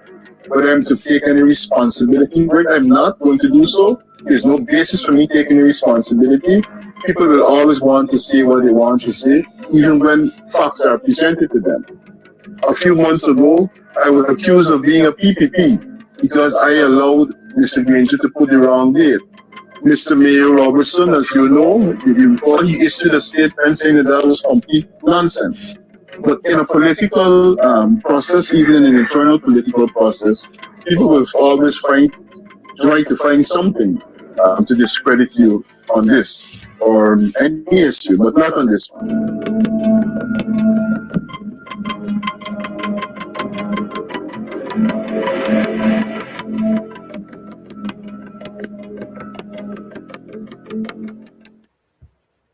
The foregoing was a paid political ad.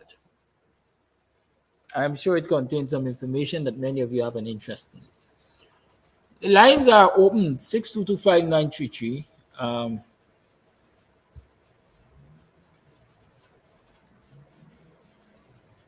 6225933 is the number to call. I noted, sir, but that would be questionable. We can talk about that later.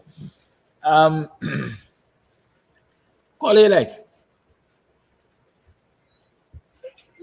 Kadaki, and those who are in and out of the diaspora.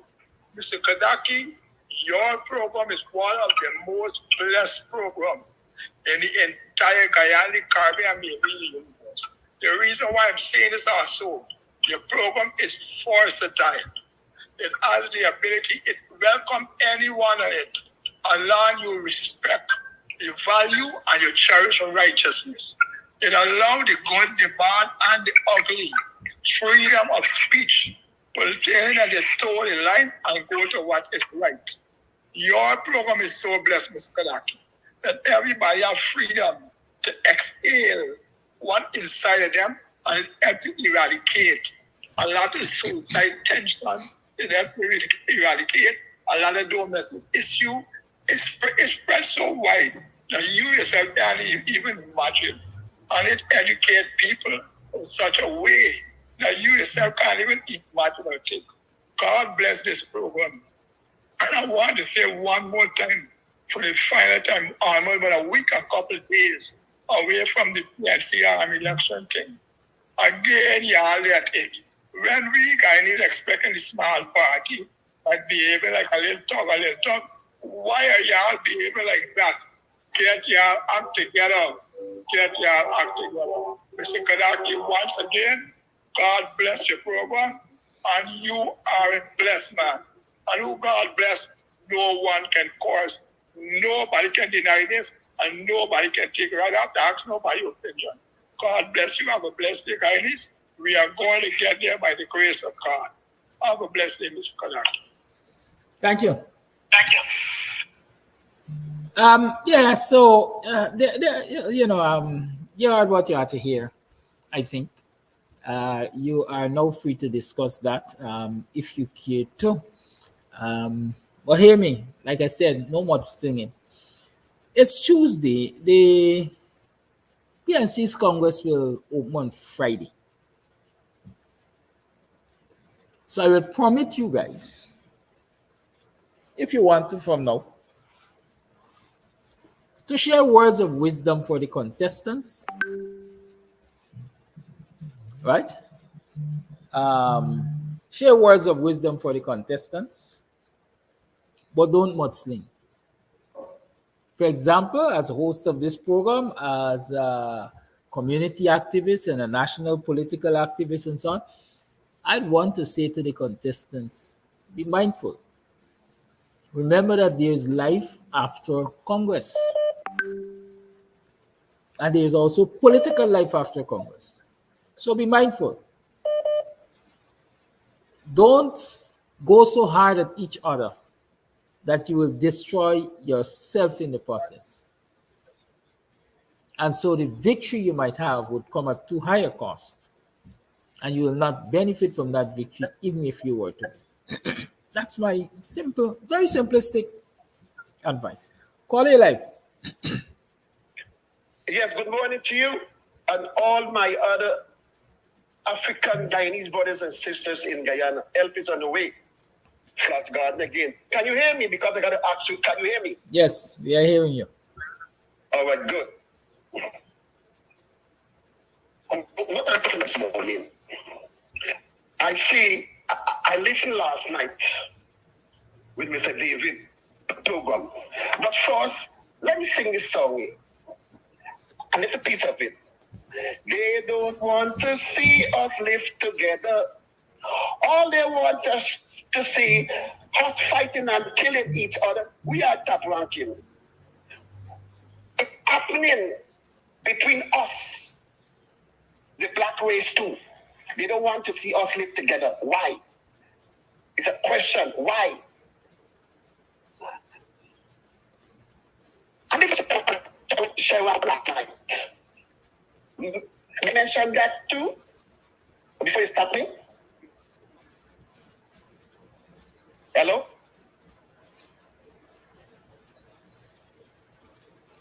Hello? Yes, caller.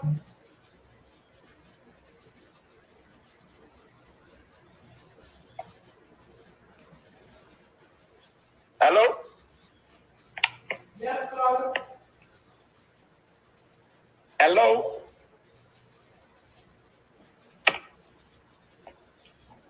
Flash Gordon, we hearing you. Are you there?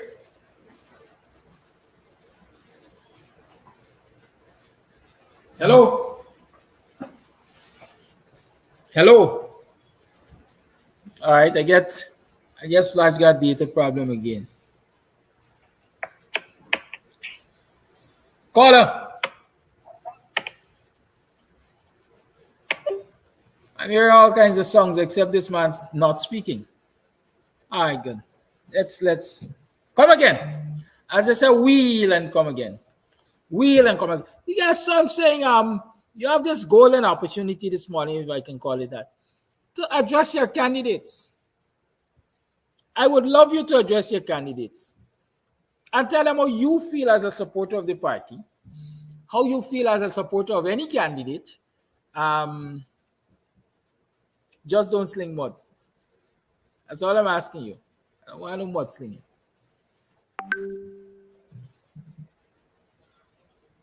Call your life. Yeah, good morning, Kadaki. Now, I was listening yesterday to Mr. Paul Slow and Mr. Conway, and the latter part of the program, Mr. Slow started to put out this the sanction, delving and opening up and explaining this sanction.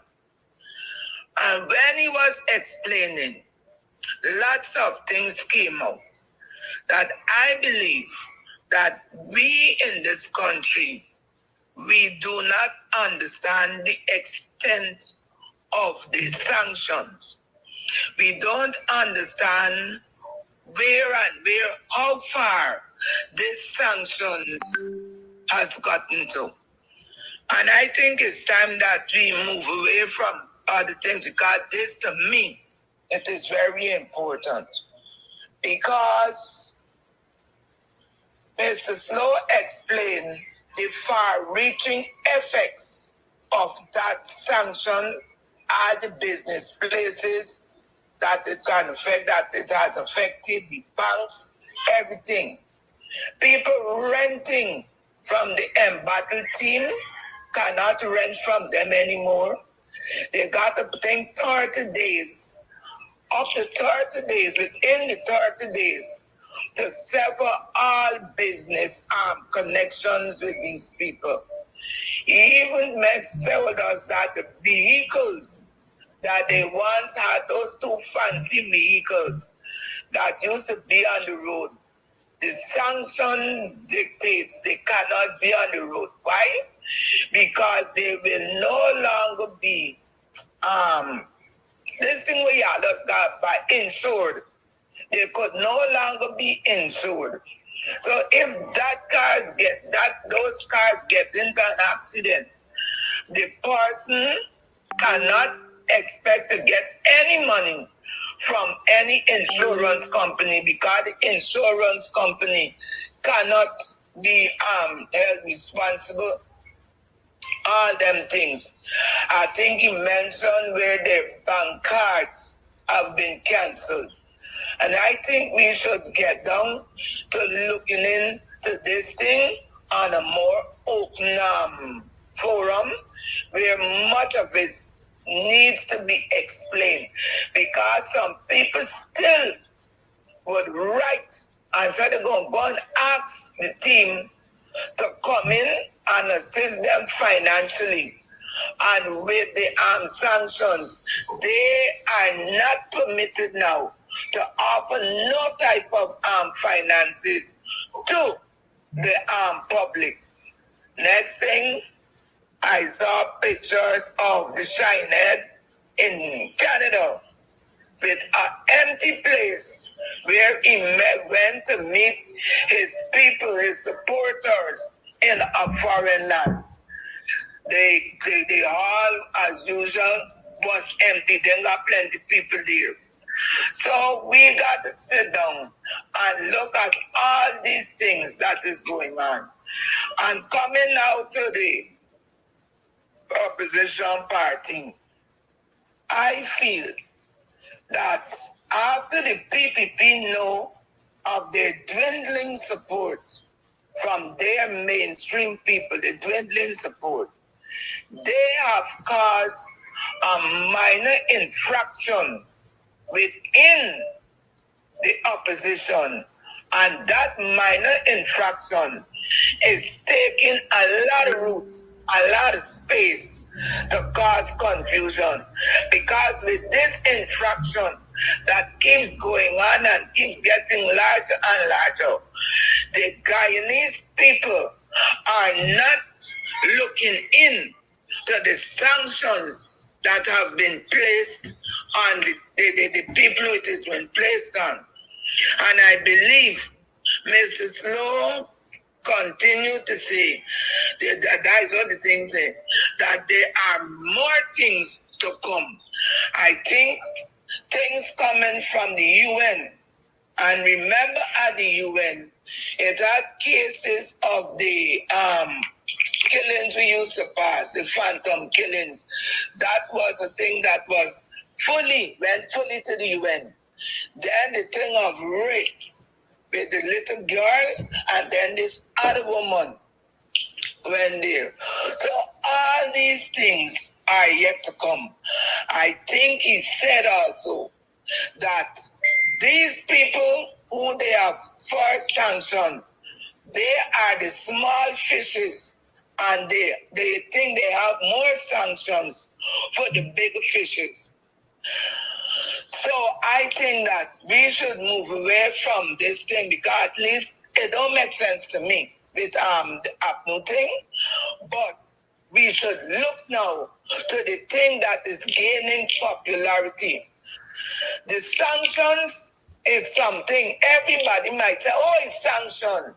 The sanction is going to affect each and every Guyanese in some way.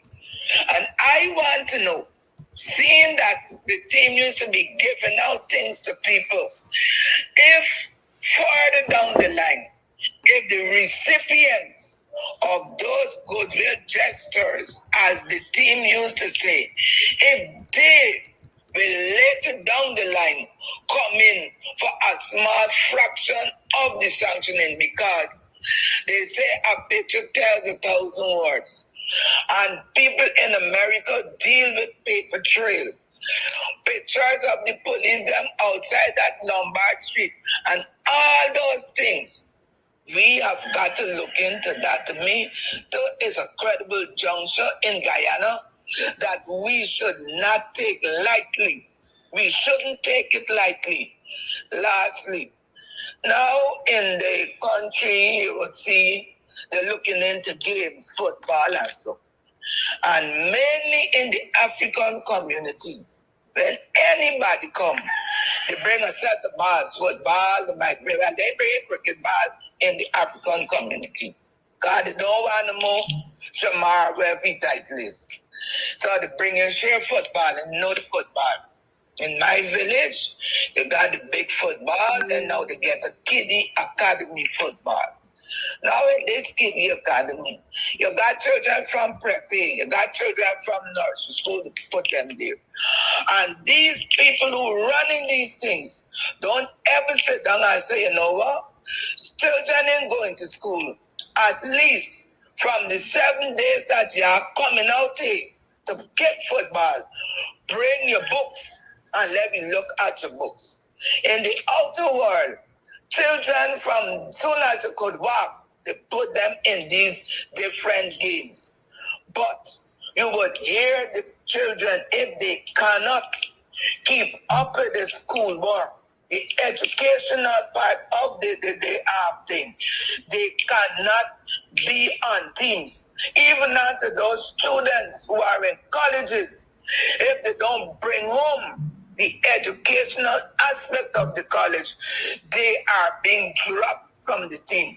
But Guyana, you belt away education and you run every day at the football field. When you finish the football, you have no educational qualities. So what you do? You're gone to get a food now that you're sharing food. You're selling out your brothers and sisters Because you're in that top side. You ain't seeing that the $2 you get cannot compensate for what you're doing. That is my comment, Baba. Thank you for your comment. The lines remain open. 6225933 is the number to call. Let me tell you all this. I want to summarize to you what Pastor said. But the long and short is, I think several months ago, I remember having a conversation with someone who frequents the program. I can't remember for a fact we discussed this on the program publicly. But here, in short, what the sanctions have done, blackout. Blackout, all you blackout.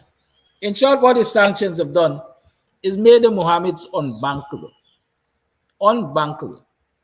Right? And when you're unbankable, basically nobody can or is allowed to do business with you. So you got all the money, but really and truly, you can't enjoy the benefits of that money. That is what sanctions are intended to do, right?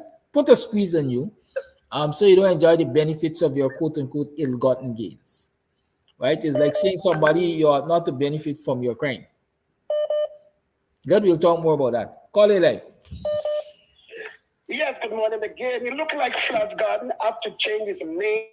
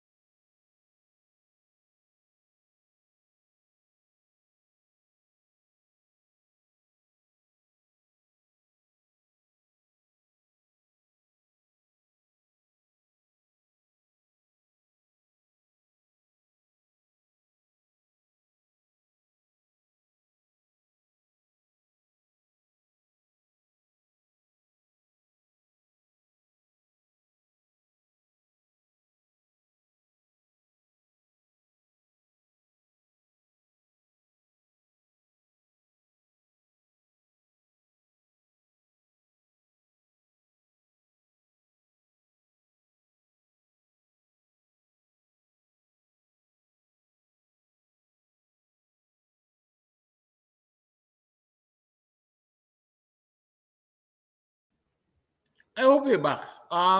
Yes, Flash Gordon, you there?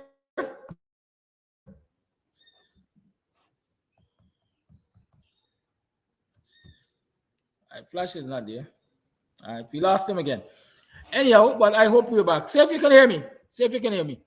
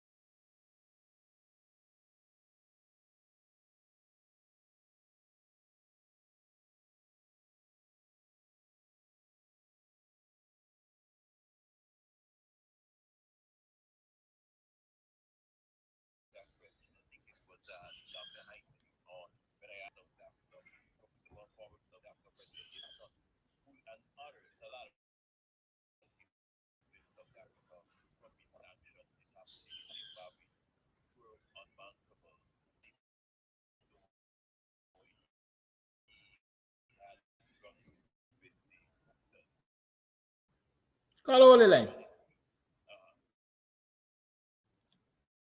I see. Oh, we weren't hearing you clearly. You hear me now? Yes, start all over. Yes. It was if there's a law in Guyana that make these people unbankable, like Jack Dion, friends to Duduzani Zuma, who is Jacob Zuma, former president of South Africa, his son. But it's not just Duduzani Zuma in South Africa, unbankable, sorry.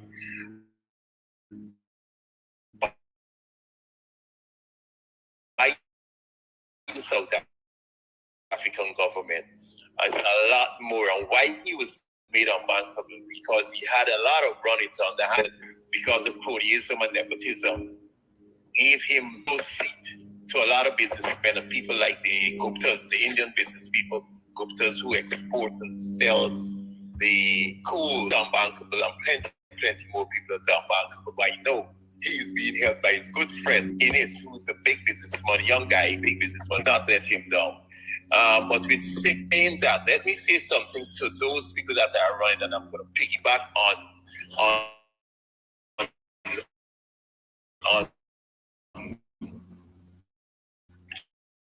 Jacob Zuma. Jacob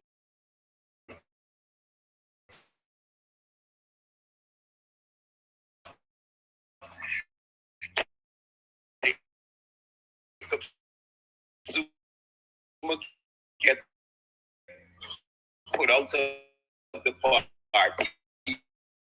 Also started, but Jacob was able to come back and redeem himself with the MK party and come back and run for government. Made a very, very big opposition. He put him in jail. He would never ever be able to come back and redeem himself. So people tread lightly. Be careful of the small thing like Guyana. We do not forget. We will beat you down for the slightest of things, and don't forget and forgive. So be careful how you tread your political future, your economic future, social, every single thing is at stake here. So be careful how you tread in going into Congress. That's all I have to say.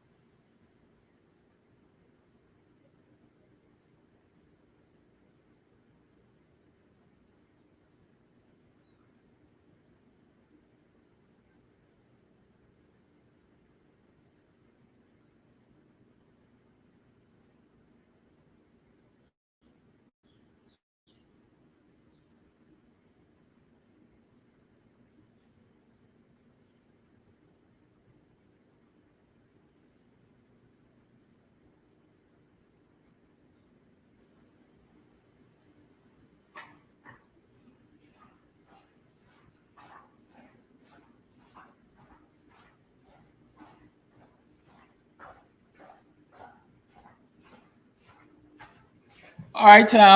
As I say, Barry Chief. Okay, Barry Chief, because it's the power boat, is not me. All right. So somebody indicate. All right, you hearing me loud and clear. Where was I? What was I about to say to you? Oh, I was talking about being made unbankable, and thanks to the caller, I guess you got clearer understanding, right, of what really is happening in this country. Sometimes you don't need a whole lot of as I say, technical explanations. Sometimes you have to go down to the layman's term to make it understandable. And the simple fact is, sanctions are intended. Sanctions are a form of punishment, right? Of your children, for example, let me make it this way. Your children go and they steal the neighbor's mangoes, right? They steal the neighbor's mangoes, and it is drawn to your attention. What do you,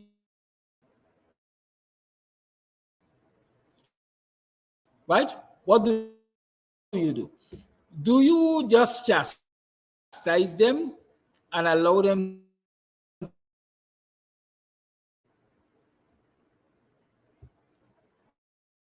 or take away the mangoes? So they will understand that these mangoes came from an illicit mean. They came through an illicit mean. It's called illicit. Since you gain them in an illicit manner, you will not be made to, you will not be allowed, right?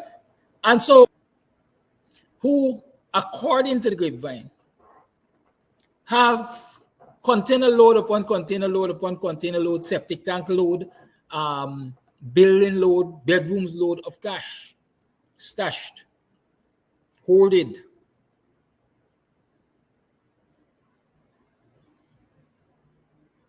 And sanctions, certain kinds of sanctions will prevent them from ever enjoying the benefits of that cash. I remember years ago in Trinidad, I hope I'm remembering the territory correctly, Trinidad, and I think it was also done in India.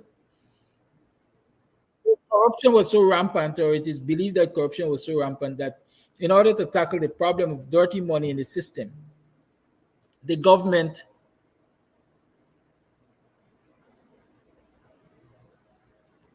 is not, let me say, redesignate the currency, right? I'm trying to remember the exact word or to give you the accurate word. But in short, the government replaced the currencies, the notes and so on and so forth. And you were given what I wanted to call an amnesty, by which you can trade in, right, the money that you have. So here in Ghana, we're accustomed to the start from the $5, which is a coin, $10 coin, $20 note, $100 note, $500 a note, $1,000, $2,000, and $5,000 notes. Good? The criminal on the world, if it's hoarding money, in most instances, will be hoarding notes, and most likely the $5,000 notes. Now, in order to get to the criminal on the world, what they did in India, if I remember clearly, and Trinidad, was to knock out, let's see, the $5,000 notes. You listen, as of today, this $5,000 note is no longer legal tender, or announced today, this $5,000 note will no longer be legal tender. This $5,000 note will no longer be legal tender in 6 months' time. Anybody who has $5,000 notes in their possession, demonetize the currency. Thank you very much, Christopher. Right? Anybody who has this $5,000 note in their possession has up to the end of December to trade them in. That is, you bring your stack of cash, and we will accept your stack of cash and give you the new note. But there's usually, let me say, a clause to that. There's usually a catch-9 to that.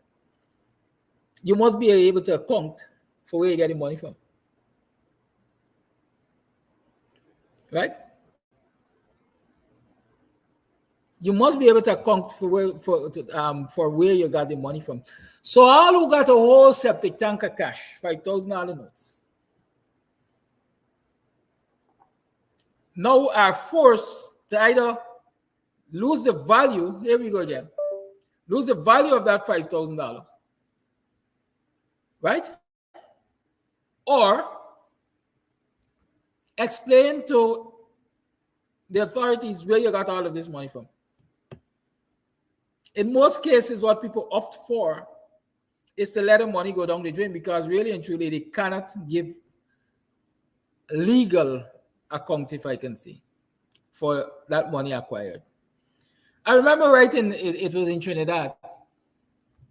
They had a pastor with a whole box of money, if I can call it a box of money.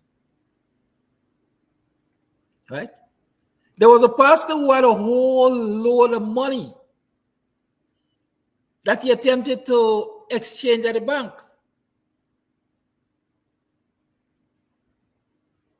And it created, let me say, a hailstorm. It created a serious issue for the pastor and the church, because it was rumored, if I remember, I'm trying to remember this story, that we're talking about unbankable and demonetization and so on, and the impact of the sanctions. It was rumored that in actuality what the pastor was doing, right, was fronting for the criminal on the world, or somebody in the criminal on the world. Christopher Eastman is telling us it was $38 million and he's in lockup currently. Right? So that is the impact of the sanctions. It will make you unbankable. And if you have a real law-abiding government, a government that is serious about upholding the rule of law, then all of the illicit gains that a lot of people in this country have could actually go to naught. They could actually go to naught. But do we have the political will to want to cleanse the financial system of this country, to want to ensure that our industry and commerce is done on a legal platform? Rumor has it that when a certain former president, I call his name here some weeks ago, was approached by the US in an investigation of the Mohammeds, rumor has it that that president said, this is a major businessman in this society, and we basically can't permit it. And in short, if you as a head of state, or if your government decides to take that position with the US or any of the other international partners, then you become a part of the problem. You are aiding and abetting, because they're identifying this major issue in your country that is affecting them, and they're saying, let us partner to solve this situation. And you say, no, you can't touch the man. This man is untouchable. He's very important to our society. And they say, okay, you being selfish, we're going to treat you as a selfish person. Many persons argue that that is why regime change was engineered, because they couldn't get the coalition to go along with a lot of things that the US thought was in their best interest. Good? So we're seeing the impact of certain decisions made by some of our politicians. Now, as we are on that, what is the long-term impact of these sanctions? Right? What is the long-term impact of these sanctions? Let us start, for example, with the removal of the banking license. That's the Cambio license from, I think the Cambio is called Confidential Cambio. Now, Confidential Cambio, in my mind and from the grapevine, employs a lot of people. Not only those you see in the Cambio itself, but they have a lot of money changers on the road around America Street and so on. There are lots of people who change, who buy currency on behalf of Confidential Cambio. So Confidential Cambio was a meaningful employer. People were being employed. If the banking license is taken away, it means that technically the Cambio is closed. It cannot transact any business. It can't conduct business. Therefore, it has no need or no use for the people who acted as its agents prior to closure. So even if it were employing, let's say, a dozen people on a daily basis, it means that a dozen persons have now are now out of a job, right? How does a dozen person out of a job impact a society? That dozen person might be breadwinners to a dozen households or more, knowing that Guyanese society, what happens? Sometimes a man got 2, 3 family. So we're talking about an impact, a financial impact, socio-economic impact on at least a dozen households.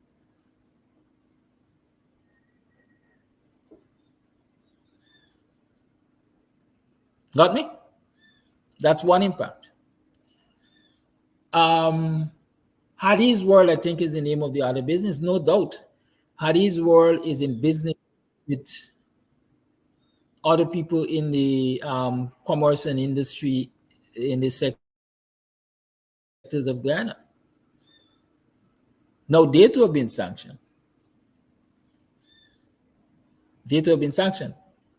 They too have certainly having their employed scores of people.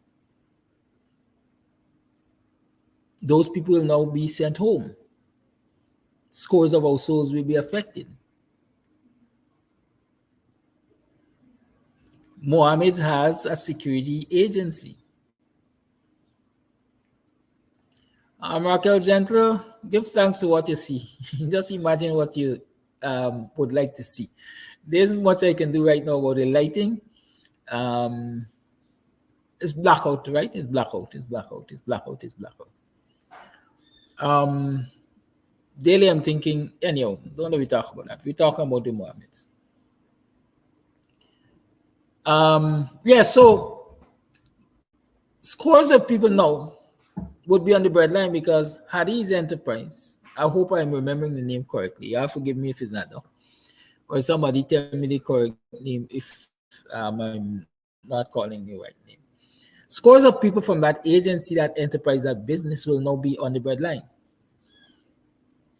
More unemployment. Mohammed's Operator Securities, they perhaps got one of the biggest security agencies. As far as I know, they are distributors of arms and ammunition.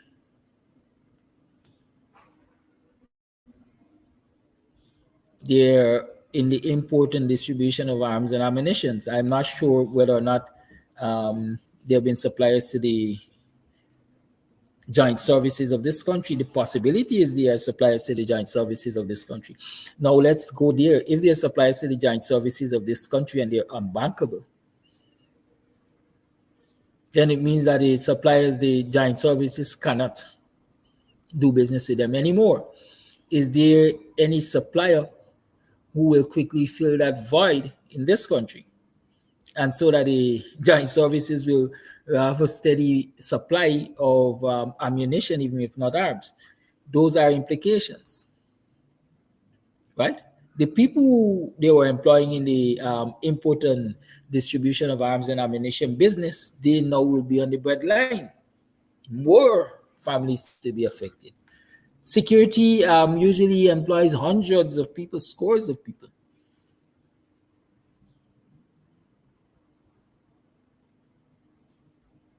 So if they're unbankable, if they are not allowed to provide services, security service of people, and so on and so forth, you now have scores of people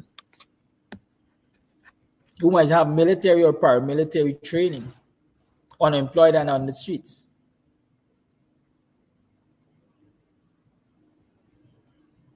Good. Are you seeing the picture? Now, in short, what is happening there is now you have scores of people on the streets of Guyana, unemployed, even if not yet. As long as these sanctions start to bite, you will find it having that bite. You're going to have it, it is going to eventually have that impact. And so there are going to be scores of people on the streets, unemployed, some of them with military and paramilitary training.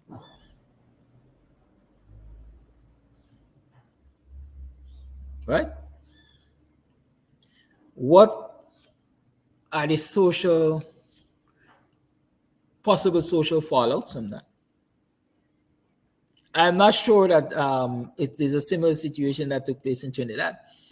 But Trinidad right now, some time ago or perhaps currently, I can't say for a fact, I haven't followed it recently, was perhaps the kidnapped capital of the Caribbean. Was perhaps more the capital of the Caribbean. Because you had so many people there who knew how to use a gun, tote a gun, use a gun to get what they want because they were in hard times. So in short, what we are looking at are some possible major fallouts in this society with the crime rate going up. You might even find some gang warfare taking place because what? People might now be fighting for turf. All right, we weren't in the criminal enterprise all the time. We weren't hustlers. We didn't have to behave like Don Stokes.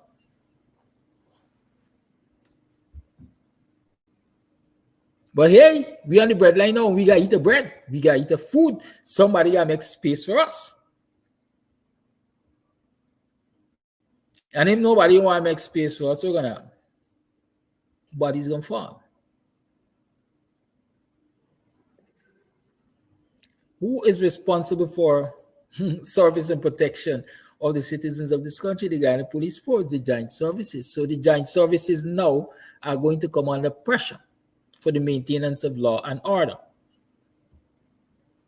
The government has to provide resources, and more resources have to be expended for the maintenance of law and order. So it's a whole wheel we're talking about in terms of the sanctions and fallout. You're going to find, apart from more crime, you're going to find more destitution, let me call it that. Likewise, you're going to find more prostitution. People are going to start to sell more things and more parts, more body parts and so on, because they got to eat. If the breadwinner ain't doing nothing for the household of 5 or 6 or 7, and jobs are not being created in this society, because you know for a fact, jobs are not being created in this society. Instead of the government of Guyana creating opportunities to the expansion of the job market, they're doing things that are constricting or contracting the job markets. For example, outsourcing nursing and other medical services, because it's what they're doing. They're bringing people from outside. Right? So instead, whereas a young sister, a young family member could say, I go and study nursing, and I'm going to be employed in the healthcare sector. That young sister now thinking they closed down the Charles Rose School of Nursing. Instead of the young sister thinking, I'm going to go to CPC. I said it to you before and I'm saying it again.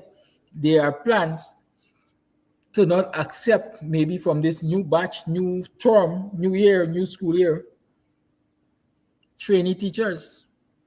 Because as far as they're concerned, they have a large enough complement of trained teachers for the education sector. And so the young sister who's thinking about going to CPC ain't got no chance, because CPC ain't accepting nobody for training in the near future, as far as I understand. We will still see that down the line. I don't know if anybody spoke sense into Sitaria Gal head.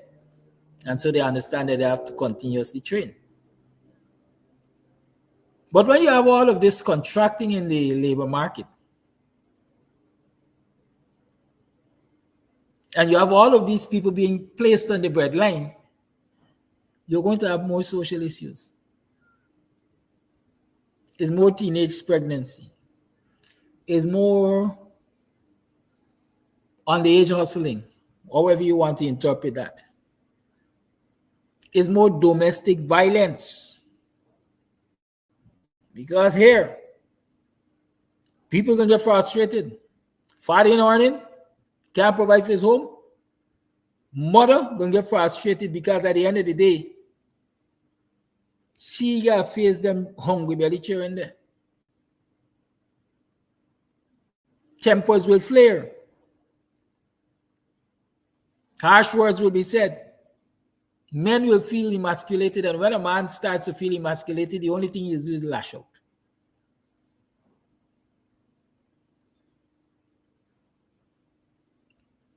You lash out. And so we are going to have a whole issue, a whole number of issues.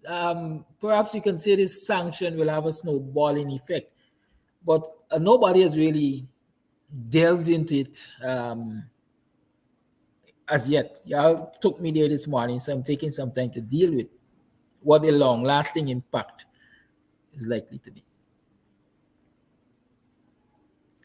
Some people might be expecting to see the Mohammed's enterprise fall tomorrow. It's not going to happen.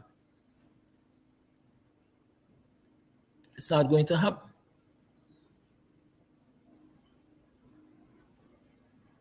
But definitely the quality of life is going to be impacted. And listen, self-preservation is nature's first rule. And so if I have access to less resources,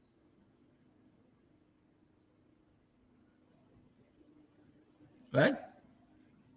If I have access to less resources, I will first want to ensure that resources will be used for my benefit.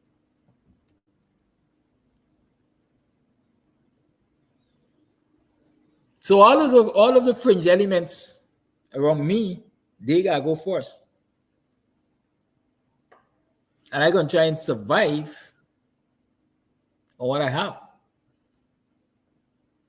But you want to know the positive side of things?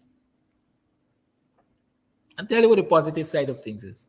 I don't know if you've seen it. But the Department of Treasury says that anybody who has been placed on this list can be removed. There is a process to be gone through. And once you go through that process successfully, then you can be removed. Do you think the Mohammeds are going to sit back and watch their fortune? I want to use that word, but I know I got tight tongue. It mightn't come out right. Let me use the word evaporate. Right? What I wanted to use is DISSIPIATE, perhaps. This is it. This. Yeah. All right. Yeah, don't worry. That was a warning joke. Right? Yeah. What do you think they're going to watch their fortune just crumble because they have been placed on a sanction list? Or they're going to use some of, well, there's really challenges. They're going to use some of that same resource that they have to hire the best, like the former FBI agent, to engage the authorities of the US. Yeah, Jaiwan Bundari. Dissipate. To hire the best, to engage the US authorities on getting themselves removed from this list. Is it possible? Where the US is concerned, I don't think anything is written in stone so long as the US gets its own pound of flesh. But the question is, where will the resource come from to hire the best? Because at the end of the day, they are unbankable. The bank can't do no business with them. Financial agencies can't do no business with them. Business people can't do no business with them, and so on and so forth. Can somebody step forward and say, I will pay for the costs? No, the US is not likely to allow that. So in short, it's a wheel in a wheel. I don't know, there are ways of getting by. People still establish shell companies. there's still agents of the world economy that would rather take a chance, right? There's always somebody out there who believes that they're luckier than the other person, and they could get through without flack. And so the possibility is maybe the folks are already involved in businesses that do not carry a stamp and do not show any relationship with them.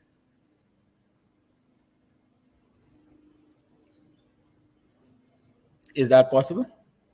I think it is possible. But Guyana is a small society. People argue Guyana is a small society. And so the possibility is everybody knows somebody who knows somebody's business. And that is why the corruptors, that is why the corruptors, that is why the corruptors prefer in many instances to engage outsiders in the corrupt practices like the suits. Somebody is asking, I guess this question is asking if even the money in the tank, right, might be inaccessible to them. And that is why the possibility is they will survive longer. They will stay afloat longer than if they were in, let me call it a structured society. Because Ghana is quite frankly an unstructured society in my mind. Right? In a structured society, the squeeze bites faster because everything is electronic. Payments are electronic.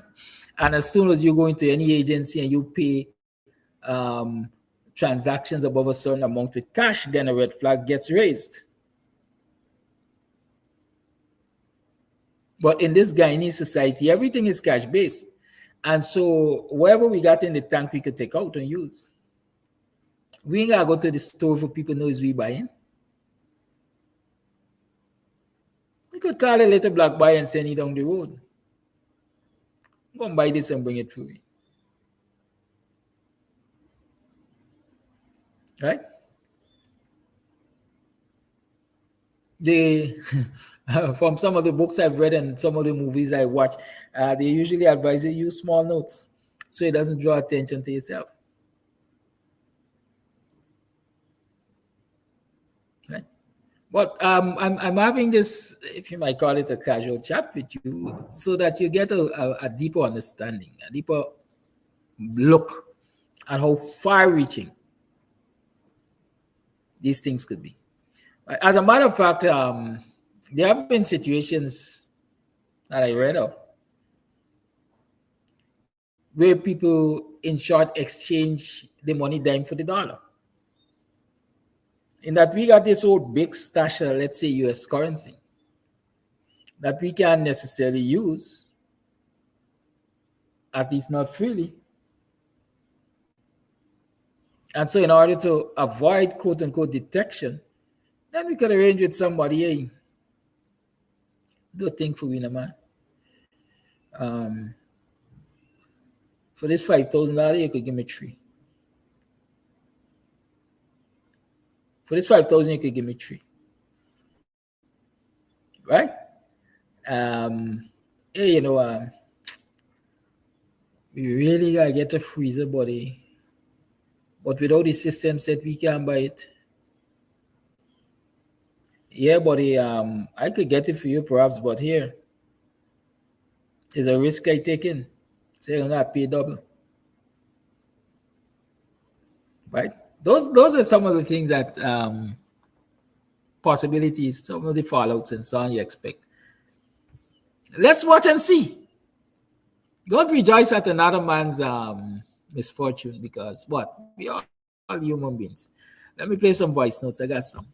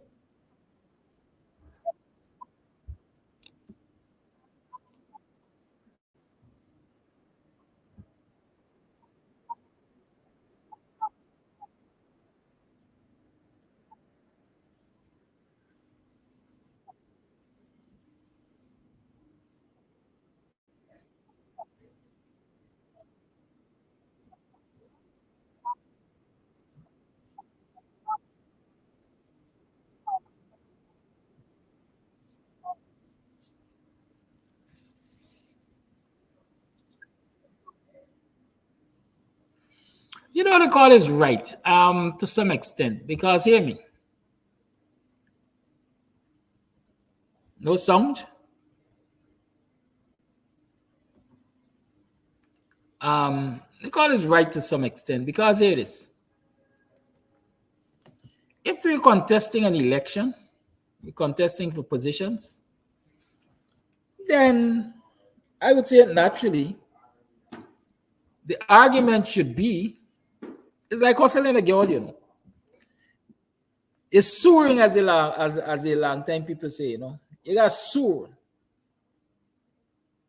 All right, so I'll have to replay that voice note. All if you all know what juggling technology here right now. Anyhow, we'll play it. Campaigning for a position, contesting an election is soaring. It's like hustling a girl. And at the end of the day, it comes down to you making a case. What can I do for you?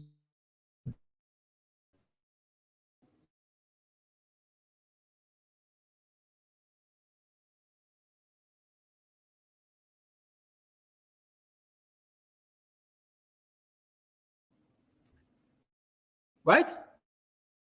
You don't have to pull the other man in the mud. As far as you're concerned, the other man in him exists. Make your compute buffering. I'm actually using my data to stream. Right? So should I continue trying to stream, or should I just discontinue the program? Your call. Right? It's blackout. Good. So yes, the question, the thing is, you ain't supposed to be concerned with the man besides you. At least that is how I view it. You should be reasoning the girl. Reason, chat your way through. You see me? So you ain't gonna pull down the whole institution. You ain't gonna pull down nobody. All you have to do is saying, this is what I'm prepared to do for this organization. This is what I'm prepared to do for the supporters of this organization. This is what I would love to do. Y'all give me the chance to do it.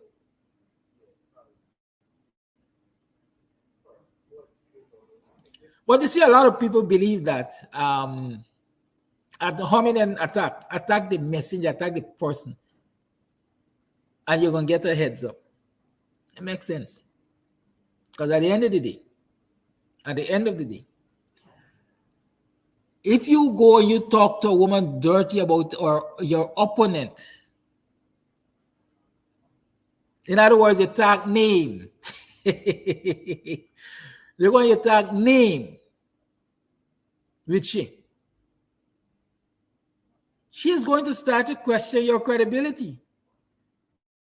Can I trust this man? Just because you want to get under my skirt here, we attacking other people, if me and you get wrong, what you going to do?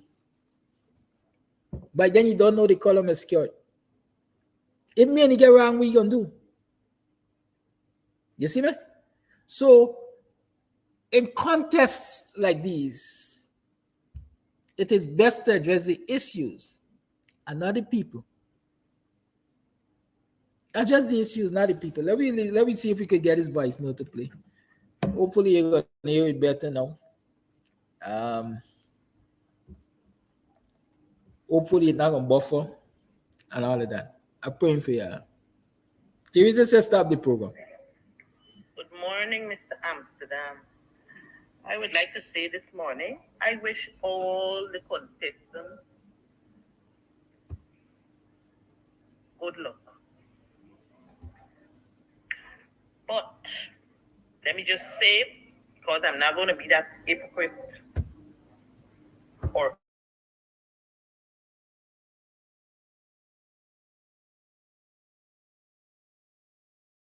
the campaign, the way it went, when persons who are fighting for leadership pull down the party by endorsing that PNC is a rigging party because it came from their own mouths that that rigging start going on and this going on and that going on, okay? And going on PPP people platform to discredit the PNCR and those things, far from acceptable where I'm concerned. I feel that if you're going into a race, go clean. Okay? It doesn't call for all, it never intended or called for all that madness that went on there. That pulling down of persons' character and all kind of things. Okay?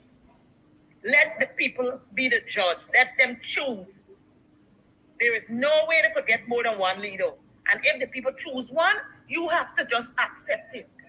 And don't go pulling down the party. But after this year, I know a lot of them can't live with themselves because of their own mischief that they made while running for this election,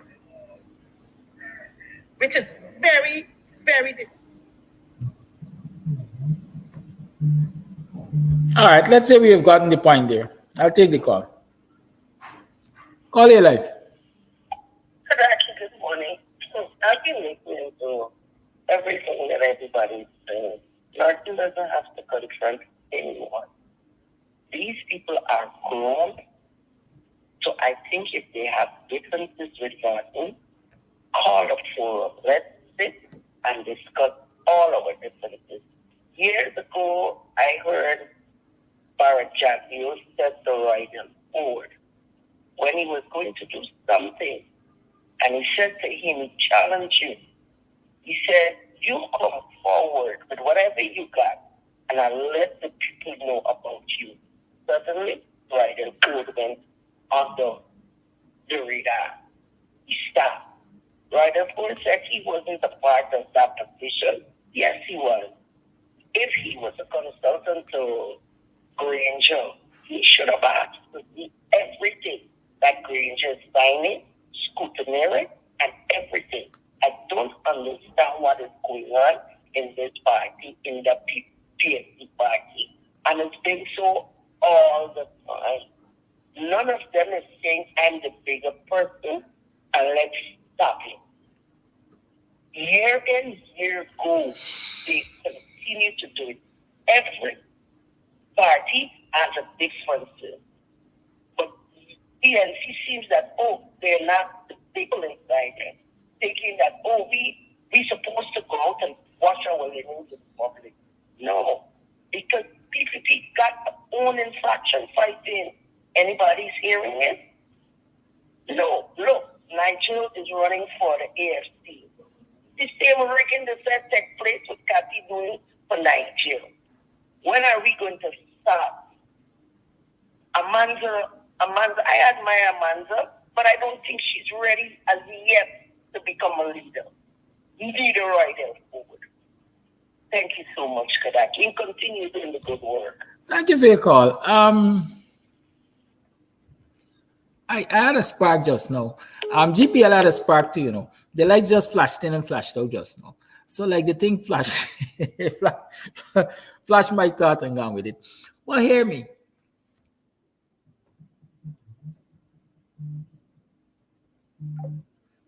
I lost my call. Hear me. When I saw the committee of elders step out the other day, I said, hey, it should have been done a long time. To be done last, done.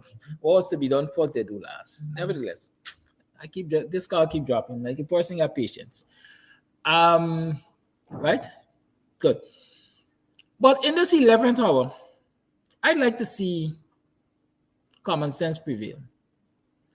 Part of the problem in this society and part of the problem in organizations, and some of you might be able to agree with me,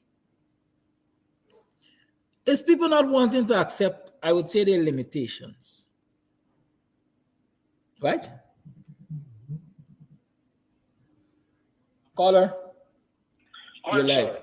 Good morning. Yeah, I wanted to this listening public. I got a few. Hello? Caller, we're listening. Hello? Caller, we are listening. Yes, morning again. Morning to you in the entire listening public. I got a few things that really I questioning. You know, I want to know what we really going as a people. How is it we elite, especially from the PNC? The PNC ain't got the energy in terms of the stalwarts from behind. So definitely is a new phase supposed to be coming. But why know for a fact, if you get a one-on-one discussion with them, they don't really got much history in terms of struggle, or is it in standing up for people, to the people in both areas. The PPP and the PNC. The PPP just, they happens to come in and was lucky to inherit a piece of Desmond Hyde set, which was, he was paving the way in terms of the economical reshuffle. So whatever some devils come in and they do some reading and understand what have been exposed to in terms of the Constitution, the 1980 Constitution. And the capitalizing it. Prior to the capitalizing it upon the PNC. Now, one of the reasons why the teachers got back to school is under condition. The laws are going back to school, but they ain't win nothing. They back in school because they got to be back in school in terms of negotiation. And prior to that, it's pretty good. Then get to make the final narrative. But the thing is, the people is who failing the people, and they didn't stand up behind the teacher, so they ain't get nowhere yet in terms of increase the salary. And if you say, what are we going when we got this level of fight in terms of the people claiming that they're representing we, when the home history, who we going, friend? Who we going? This is blatantly foolishness.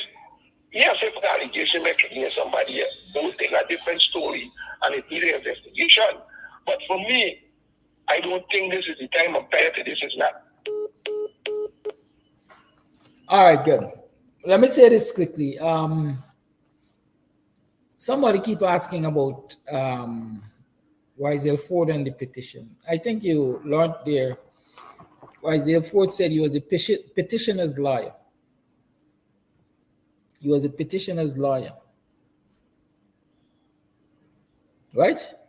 The question, who was the petitioner and who was the defendant? If I remember clearly, that's a question.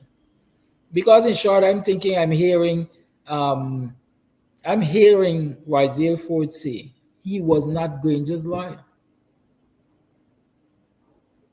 And come to think about it,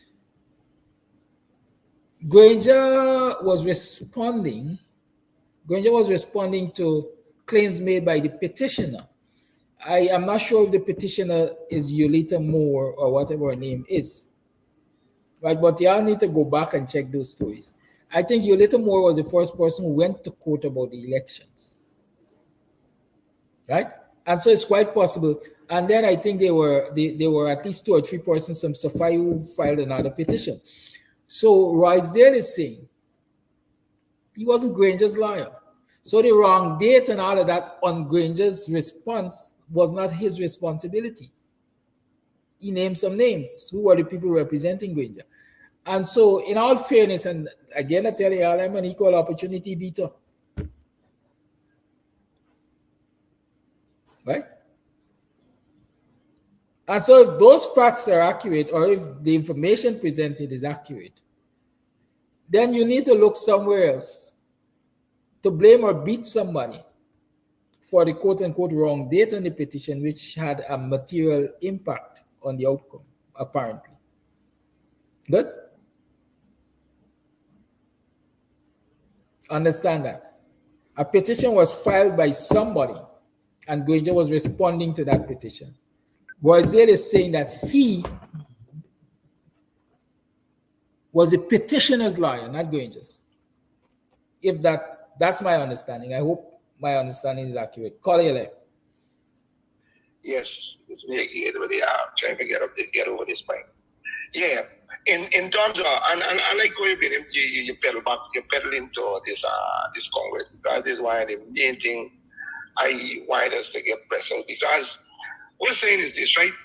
They don't know we struggle. Like I hear somebody was saying, for me, I agree with the person. I don't see Rice there. I had a discussion with he and Amanza. I don't see them with that energy in terms of carrying a fight to this nation oppressor. Because I don't want to put it in no category by using them as no one side oppressor. To this nation oppressor. And why there's oppressor come back to the same teacher struggle. I don't think this nation understand. Most of them understand. One, like I said, they were championing, some of them still stand championing this sanction as like if the teacher get a 100% increase. And who else floating the going with the sanction in terms of, you know, it is a big dent upon the Mohammed, and they understand still. But I guess you and I know what's saying, I guess. It got a ripple effect, but it really ain't got no, it got a ripple effect upon the people who are struggling with the living. But it ain't got no deep ripple effect in terms of a circle, which is an oppressed circle in this country. But prior to that, there's a knowledge that the majority, the average person that is wrong at.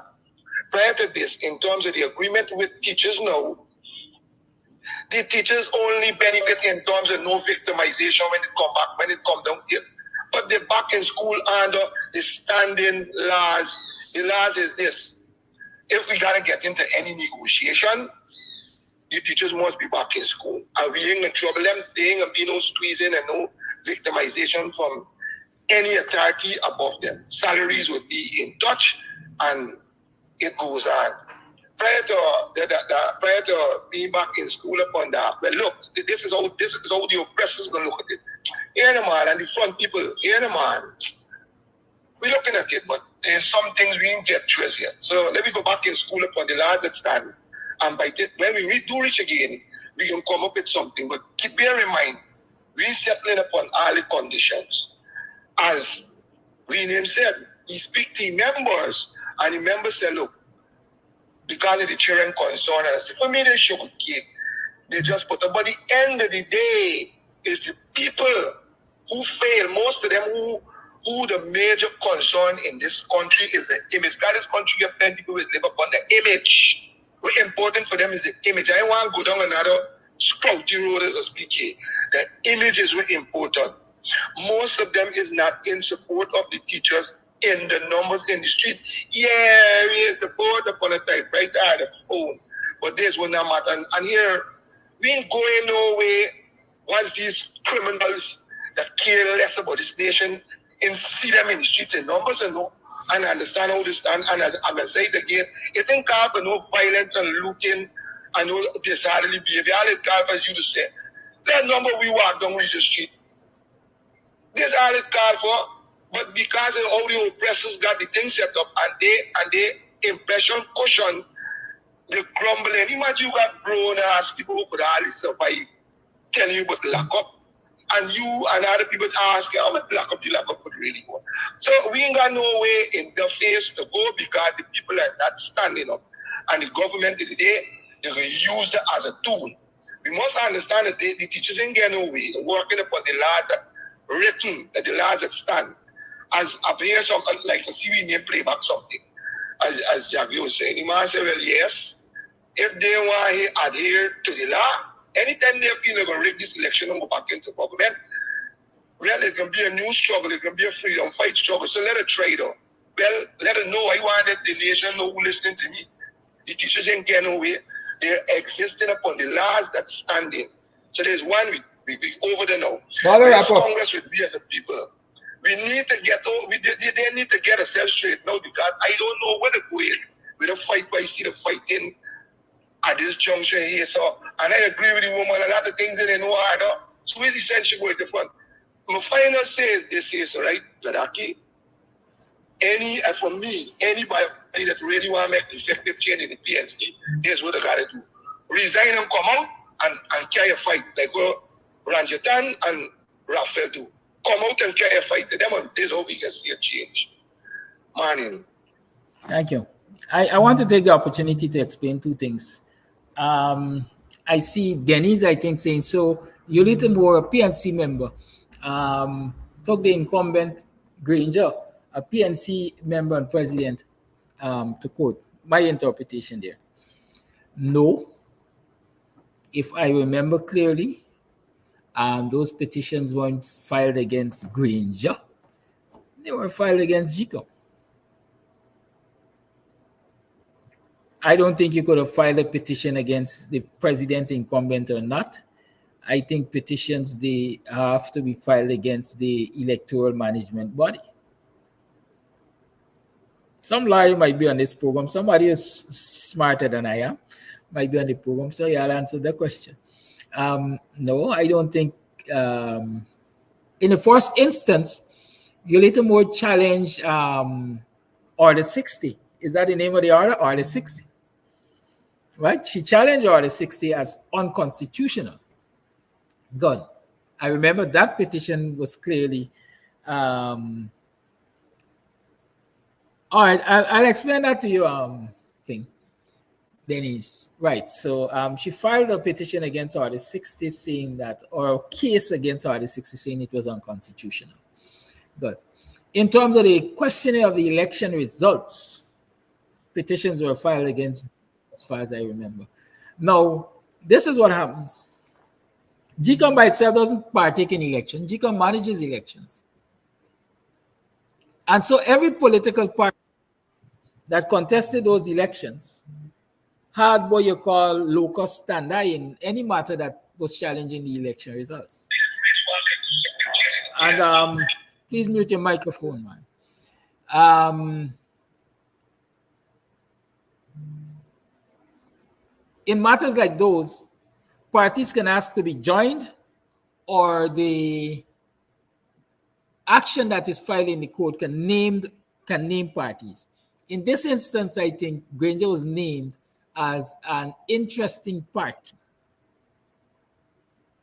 Forgive me for using the wrong terminology, but Granger was named as one of the contestants and therefore should be included in the case. And I believe, I'm trying to recall, I believe that is what led to this issue of date. Because in the earlier days of the putting together of the case to file a petition and so on, I think I remember getting the impression from public discourses and otherwise that Granger really had no interest in that. But at the last minute, somebody convinced him, man, that, you should at least go along with it. And so the argument people are making is he signed the wrong date. Right? Listen to me, the arguments that I've heard is he signed the wrong date. He signed the petition before the expiry date, let me call it that, but he put the wrong date, which was beyond the expiry date, out of human error. And there's some people who are saying that the date that is on the petition, there is a date he signed, and it was outside of the time. I don't know who has it accurately. As we say, Granger and God should know definitely. Is the lawyer who supervised the preparation of the documents may also know, right? But I personally, I can't say whether it was signed in a timely manner or it was signed on the date that is on the document. But the date is where the issue is.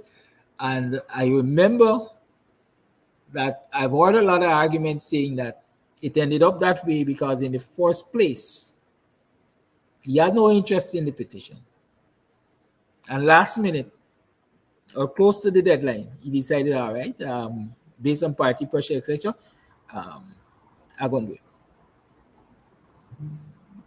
Good? So understand that.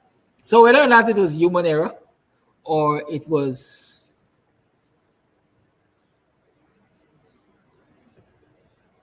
I don't know what else to call it, but I understand that is there's a very contentious date issue came up. Right? We have more voice notes to play. Hey, it's 18 after 9. I'll go for another 5 minutes or so. I can't stay forever. Y'all know that. Good. Here we go. Let's see this one. Good morning, Mr. Amsterdam and the listening public. My contribution this morning is I would like to hear all the candidates may come out together and make a declaration that they are going to vote to support whoever the winner is. Up until then, we don't want this mudslinging at this time in our life, in our history of this country, where PVP is on a runaway train, destroying our economy and bringing our people poorer and poorer every day in spite of the massive wealth we're having in this country. Thank you. Thank you for that voice note. Concise. I like voice notes like this. It allows us to play more. But according to some people, some y'all is going like you drink water after harsh. Your story long. Good morning, Kadaki. I believe the US is sending a message to the people of the voters of Guyana. Because if you are seeing that your government is doing all these wrong things that is causing problem now to do business in the country, okay, with all of those entities, and for you to go and vote for them, the same government again, to put them there with all the problem they have created, you gotta be really stupid. So the US is sending a message to the voters, the citizens of the country, to get them out. Secondly, we're talking about Mr. Norton. I think because Mr. Norton is a disciplinarian, those young MP do not want to work with him.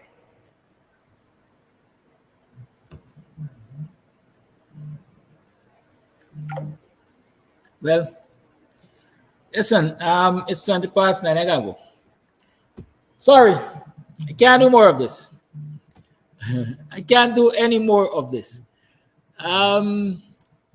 Yes, I have to go. Please remember that there's a cash app out there, $ Camps TV, that you can send your tokens to, $ Camps TV, cash app. And you can also black out again. Oy. Yeah, that's what we live in this country. And you can also send to the Zelle. Good. It's a opportune time to leave you. Lights are gone. I'll have a good time, man. Love you all. We'll talk tomorrow. Tomorrow is Wednesday. We'll get Dr. Hines on, and we'll talk some more about politics and so on and so forth. Good. Gotta go.